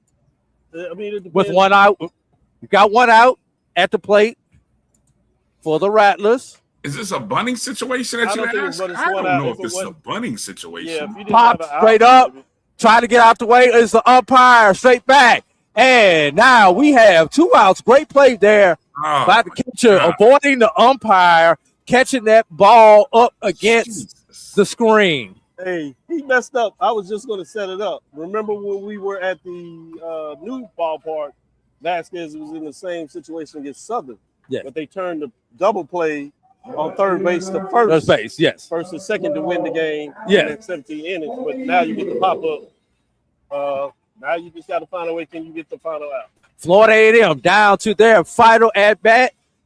Alex Moline stepping to the plate. 1 for 1 on the day. And he hits that air to the short right field. Back track. And your 2026 SWAC champions is going to be the Alabama State Hornets. As FAMU was not able to capture the magic there, everybody. Great job, Coach Vasquez and the Hornets. As they go through the tournament, everybody undefeated on the season. Oh, that's pretty big. Undefeated Pretty big there. I know it's tough for the Rattlers out there, and I'm with 2 on the board, so certainly I'll take over and do a little bit of talking here. But credit goes to FAMU, the Rattlers. They even made a vaunted push forward in the last inning. But with that being said, you have to credit the Alabama State Hornets. Finished the regular season in 4th place, had a tremendous regular season, 30-plus wins on the season. They culminate with a championship. In terms of what's going on there, working with my son, trying to get down there in terms of what's going on as he heads to the field. And so Deuce doing the post game. Andrew's going to go get some stuff on the field and some reporting. So I'm going to stick with you, Bryan, to give some updates in terms of what took place there. Carlos is already in the Black College Sports Network congratulating Bama State on a championship. Credit to their Vice President of Athletics, Dr. Jason Cable. He is in the house. And the coaching staff, Vasquez, he secures his 2nd SWAC tournament championship in this new 12-team era of the SWAC. So that's big. That's big in terms of what that looks like in terms of the game and the tournament. So a lot of work is going on here. They're celebrating in terms of what that looks like. FAMU is being real respectful in terms of what they're doing in the decades and wondering what if a couple of plays here and there. A great tournament run, a great season for that matter in terms of finishing in 3rd place. That close to a championship here in Rickwood Park for the 2026 championship goes to the Alabama State Hornets. Taking it back to you, Bryan, before I give some additional comments. Well, hey, obviously, You know, the one team that I will say that I was telling people to pay attention to last week was Alabama State. That was my sleeper team. I said the same thing. We were the only two. Yeah, we're that the was only a sleeper team. You know, I did have respect for the 30 wins that they secured during the year and the fact that nobody was talking about them. But, you know, they just played a perfect game. They played a great game, you know, one game that's, you know, you picked a bad day is a bad day. You know, FAMU had everything, every opportunity. They had their best pitcher. He didn't have a great day. Certainly the struggles from 2/3 of the lineup until very late. And to the credit, they pushed back, but yes, they did not produce earlier. So you're absolutely right. I mean, the 3 runs in the 4th inning to kind of give Alabama State some comfort. And then they backed it up in the 6th where they really had room for error. And it came out because credit to FAMU, which we knew they were able to do. They struck with 3 runs in the bottom of the 8th, but it wasn't quite enough, to your point, in terms of getting it done. Second, and you know, the toughest part is, you know, second consecutive season where you've lost in the championship game. And yeah, that's tough. You know, that's tough. So yeah, there's no way around it. I mean, you try to look at the bigger picture, but you get so excited for championships. And you know how tough they're to come by. So even if you're here 3 or 4 years, you only got one. So you know that it's a challenge to get over the hump. So you're absolutely right. This is Drew coming in, giving you some on-the-field coverage. And if he gets an interview, we'll break to him. But right now, we'll keep talking in terms of what that looks like. So credit to them in terms of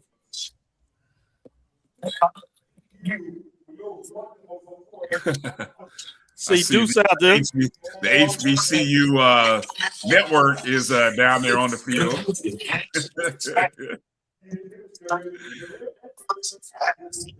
I love it, man. What it must be like for those 2 young fellas to be able to cover the sport and the conference that they love and be able to do it. That's awesome. The sport that they love too. So you're right. This is bigger than most. Getting out of school the last week, and your trip is to the Birmingham for the SWAC tournament with your best friend is pretty big. And you ended on the field congratulating the champions. The only thing was that their teams didn't win. Other than that, they got everything they wanted out this trip. Yeah. Yeah, exactly. Back to the game. As you said, the final score, as you know, was 8-6. Alabama State had 13 hits. FAMU had 14. Alabama State had 3 errors that did not cost them, and FAMU was not recognized with an error. So even on the base running, they did not credit them with the error. Obviously, that was a hit, but the 2 extra bases, they did not call an error on that.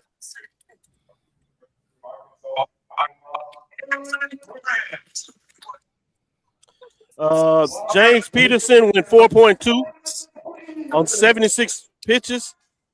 He gave up 9 hits, 1 base on ball, 2 strikeouts, and 2 earned runs.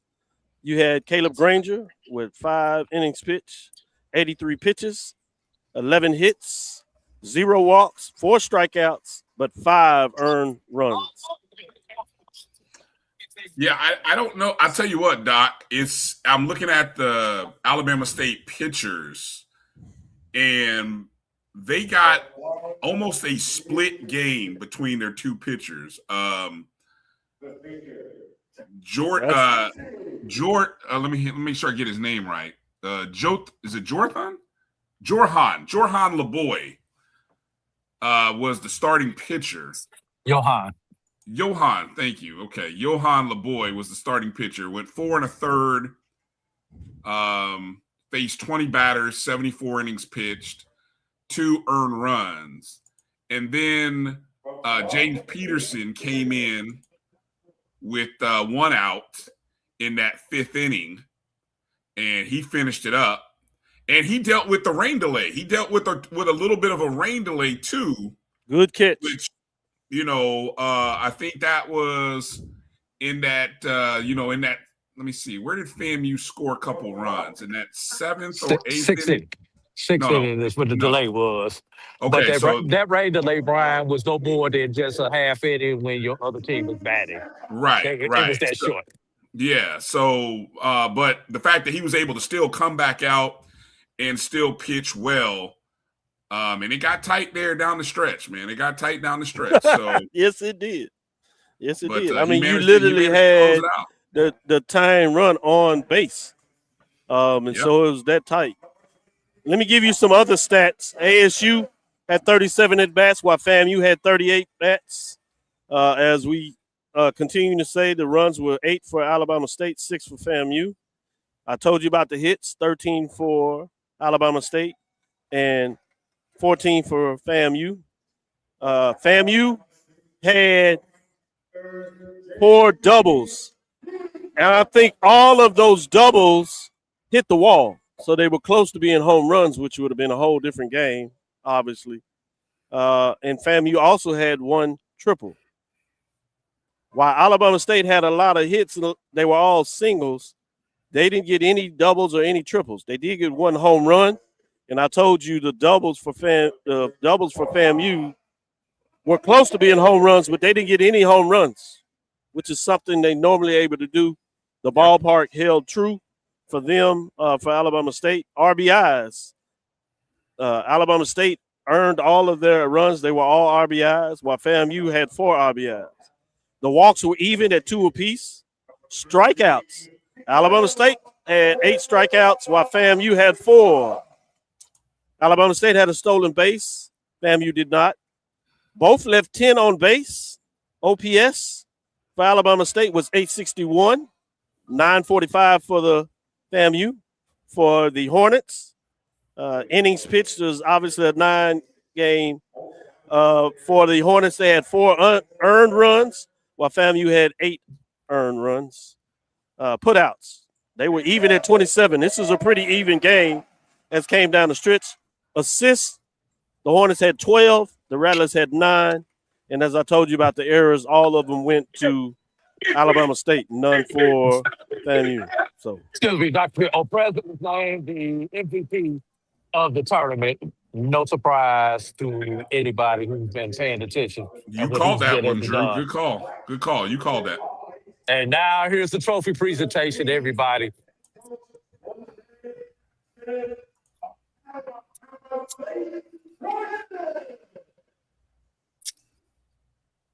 Also, confetti comes down. Where'd that come from? The guns are behind me, the confetti gun. Oh, okay. Yeah, SWAC has brought that to the championship game over the last couple of years. They do that for all the sports, really making the kids feel in terms of a championship atmosphere, which it is. So credit to the SWAC office in terms of doing the little things that really make it feel big when they win a championship. And for fans, we certainly know how big it is in terms of winning championships. So for the 3 big sports, Prairie View wins football, Prairie View wins the basketball tournament, and Alabama State on the men's side wins baseball. On the women's side, FAMU wins softball. And you have, in terms of women's basketball, getting it done for Southern. So those are the 5 major sports, if you would, 3 men, 2 for the women. Fascinating when you talk about it like that.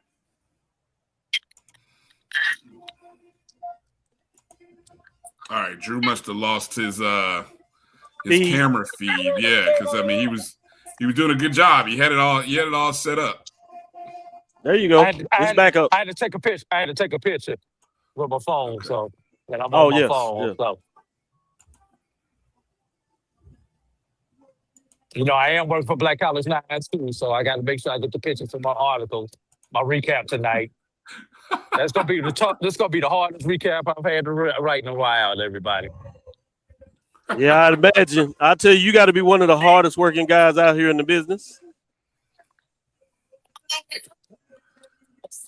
As you see, Coach Vasquez, Vasquez with a second SWAC tournament championship. Turned out slow, but great regular seasons, but he's showing to be able to get it done. Huge championship wins. Credit to Coach Vasquez. I'm gonna see if I can get Coach. AD Cable over here. There you go. Got a minute? Hold up, I'm gonna give him one of my AirPods. Hopefully, you guys can hear me as I talk to him. Yep. All right, can you guys hear me? Yeah, we can hear you fine. Can you hear him? Go ahead. You talk with Dr. Gaville and Brian Fulford. We're live right now. AD Cam.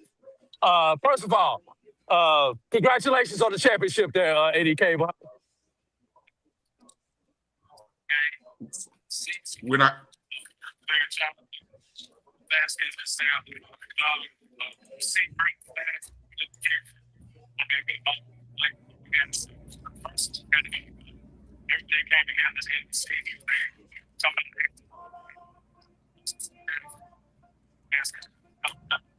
And I want to ask you a question as an administrator. All the drama and the delays and everything logistically that went on into this tournament, what did you have to do to support these young men to be able to still achieve this ultimate goal? And how tough was it for you as an administrator to support these young men, given everything that happened weather-wise?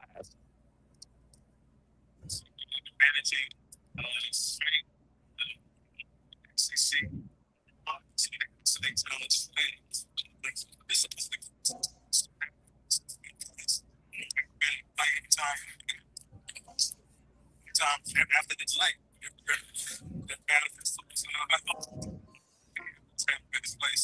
just making sure Dr. Gaville? Yeah, just tell Coach Cable, say congratulations. He's getting in the habit of putting up a lot of banners for Alabama State. I like the way he runs the program. I recognized him as one of the top 5 ADs in the country overall, but particularly for HBCUs. The work that he puts in is tireless, so I just want to say congratulations. I've had a chance to experience the inside of the Hornets' nest, and it's a tremendous place to be, so I'm proud of the work he did. So I just want to tell him congratulations. Thank you. Hey, Brian? Similar. Congratulations, AD Cable. That's all I got for you. Congratulations. All right. And I see who else I can get out here today, fellas.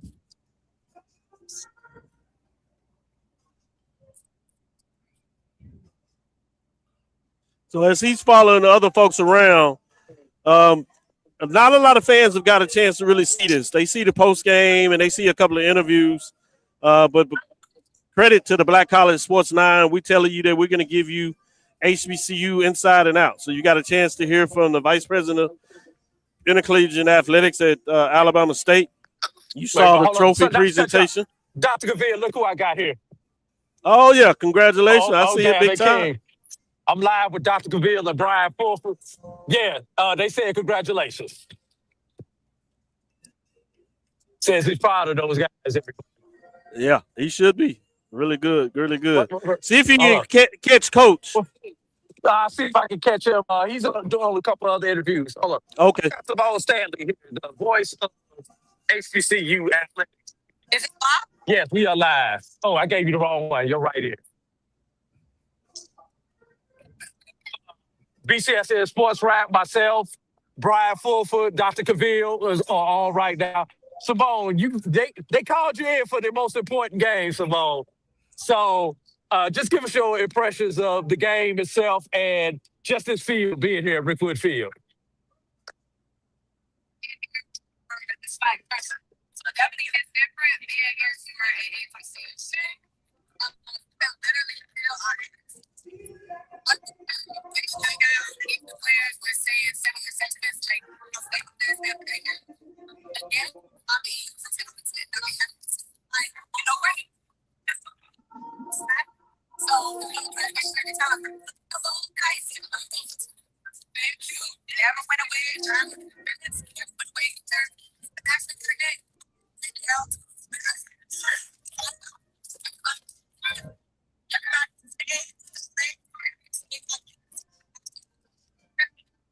Brian, you got anything for Simone? No. My only question was, Simone, what when you talked to Coach Shoup during that timeout, what kind of insight was he sharing with you regarding was it regarding pitching at that point? Yeah, it was definitely the people making the same. I trusted, their guy. Right. Definitely even kill in that FAMU dugout. Like, it was like two different worlds. Not even just when the score got ran up, but throughout the entire game, the FAMU dugout was very very chill. Alabama State was definitely energized. You never know what everybody's process in the tournament. But Alabama State definitely had the energy to go, and I definitely think that very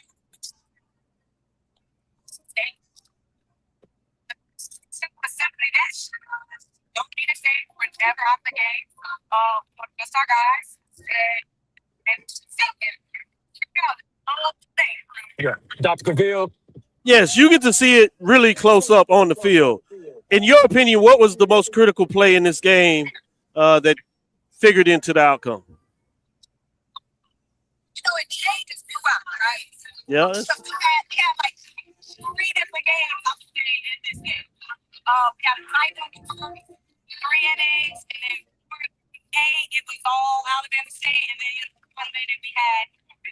I would say that the catcher had 2 buckets on, 1 out, and at that point, overhead run, at the plate, making that catch. It was a problem.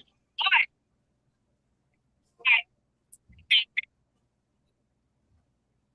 that back end of the series, and then obviously make that play right there. I think now we can play.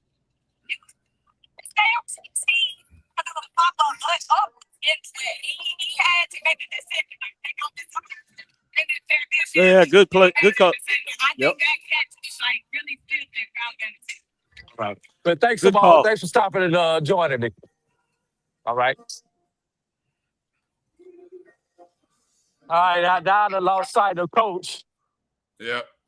All right, Drew. We the audio is kind of tough to hear a little bit, so we're gonna bring it back up to the top and close it out with me and Dot. That'll make sense. And that way, if you get any interviews, obviously use it, and then check your audio settings, and then you can use it on Doc's show on Tuesday. All right.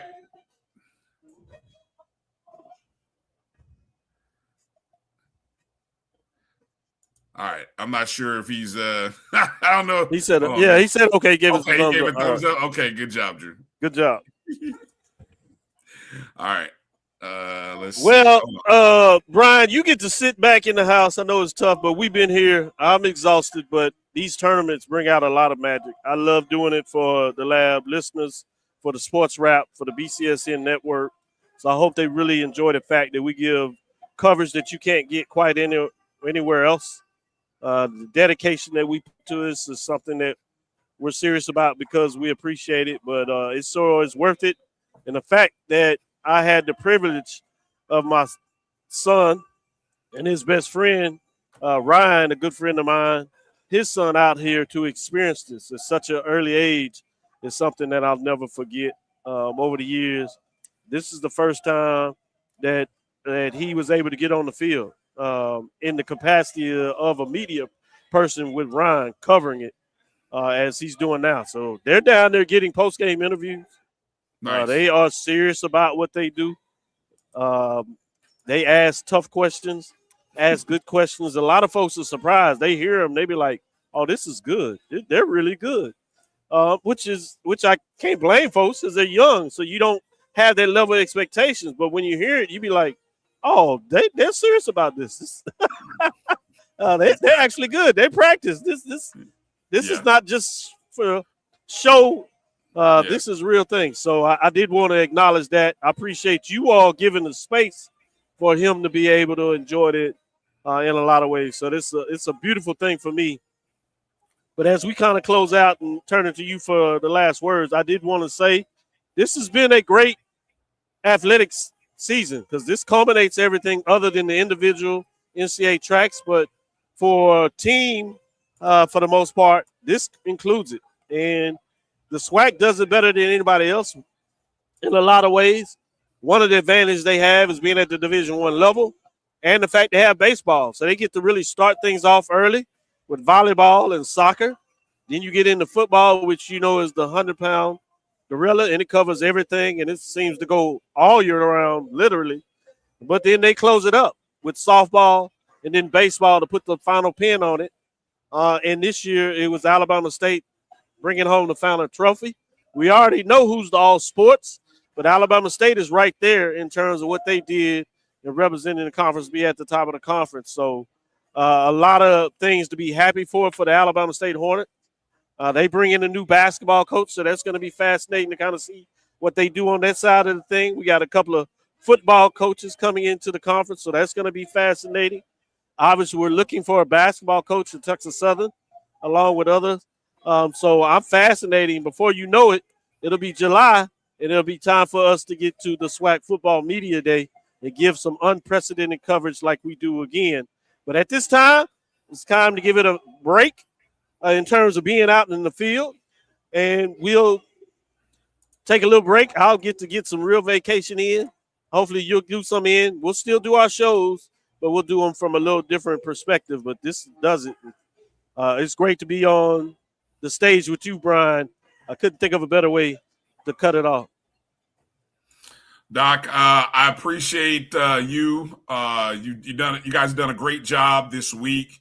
Good job, A.D. Drew, with all the write-ups with Black College Nines. Good conversations with Carlos, Black College Sports Network.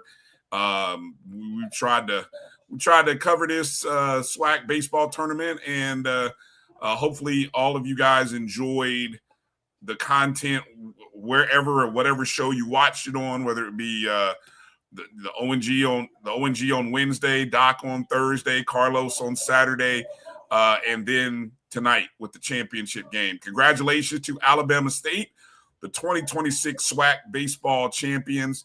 Coach Jose Vasquez gets his second, and he's sort of minted now, along with Coach Omar at Jackson State, as the only coaches with 2 SWAC baseball tournament championships under their belt.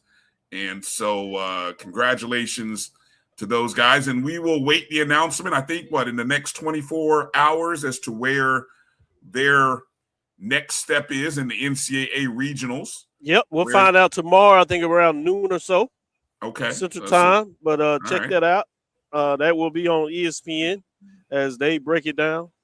And with all the drama, the SWAC was able to get the tournament in, and they brought it to everybody and pulled it off. Yes, indeed. And congratulations again to the Southwestern Athletic Conference for another a great tournament this spring. We've seen a lot. It's been a successful year for SWAC TV, which I think has revolutionized the game. And we look forward to seeing the exciting future for it as more colleges and university and athletic departments hopefully figure out a way how to capitalize on this great tool that's available. For the second consecutive year, Doc, we get a champion going undefeated in the SWAC baseball tournament for the second consecutive year.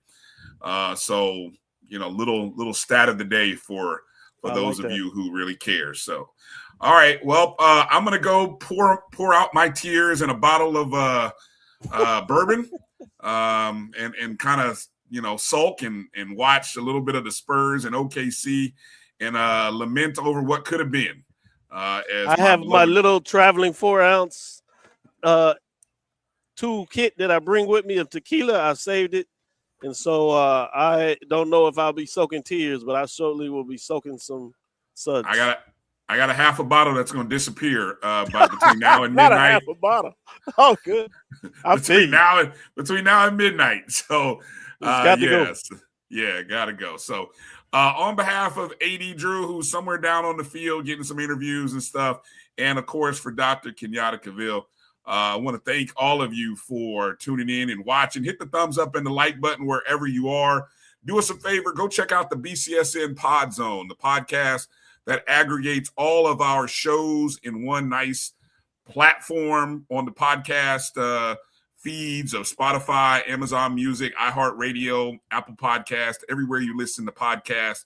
That's BCSN Pod Zones. That's going to do it for tonight. You guys have a great day, great week, and we'll see you on Tuesday night in the lab, summer school session, checking in with Doc and the professors as, they cover sports the way nobody else does. So that'll do it tonight, everybody. Be safe. Congrats again to the Hornet and Hornet Nation, and we'll see you around.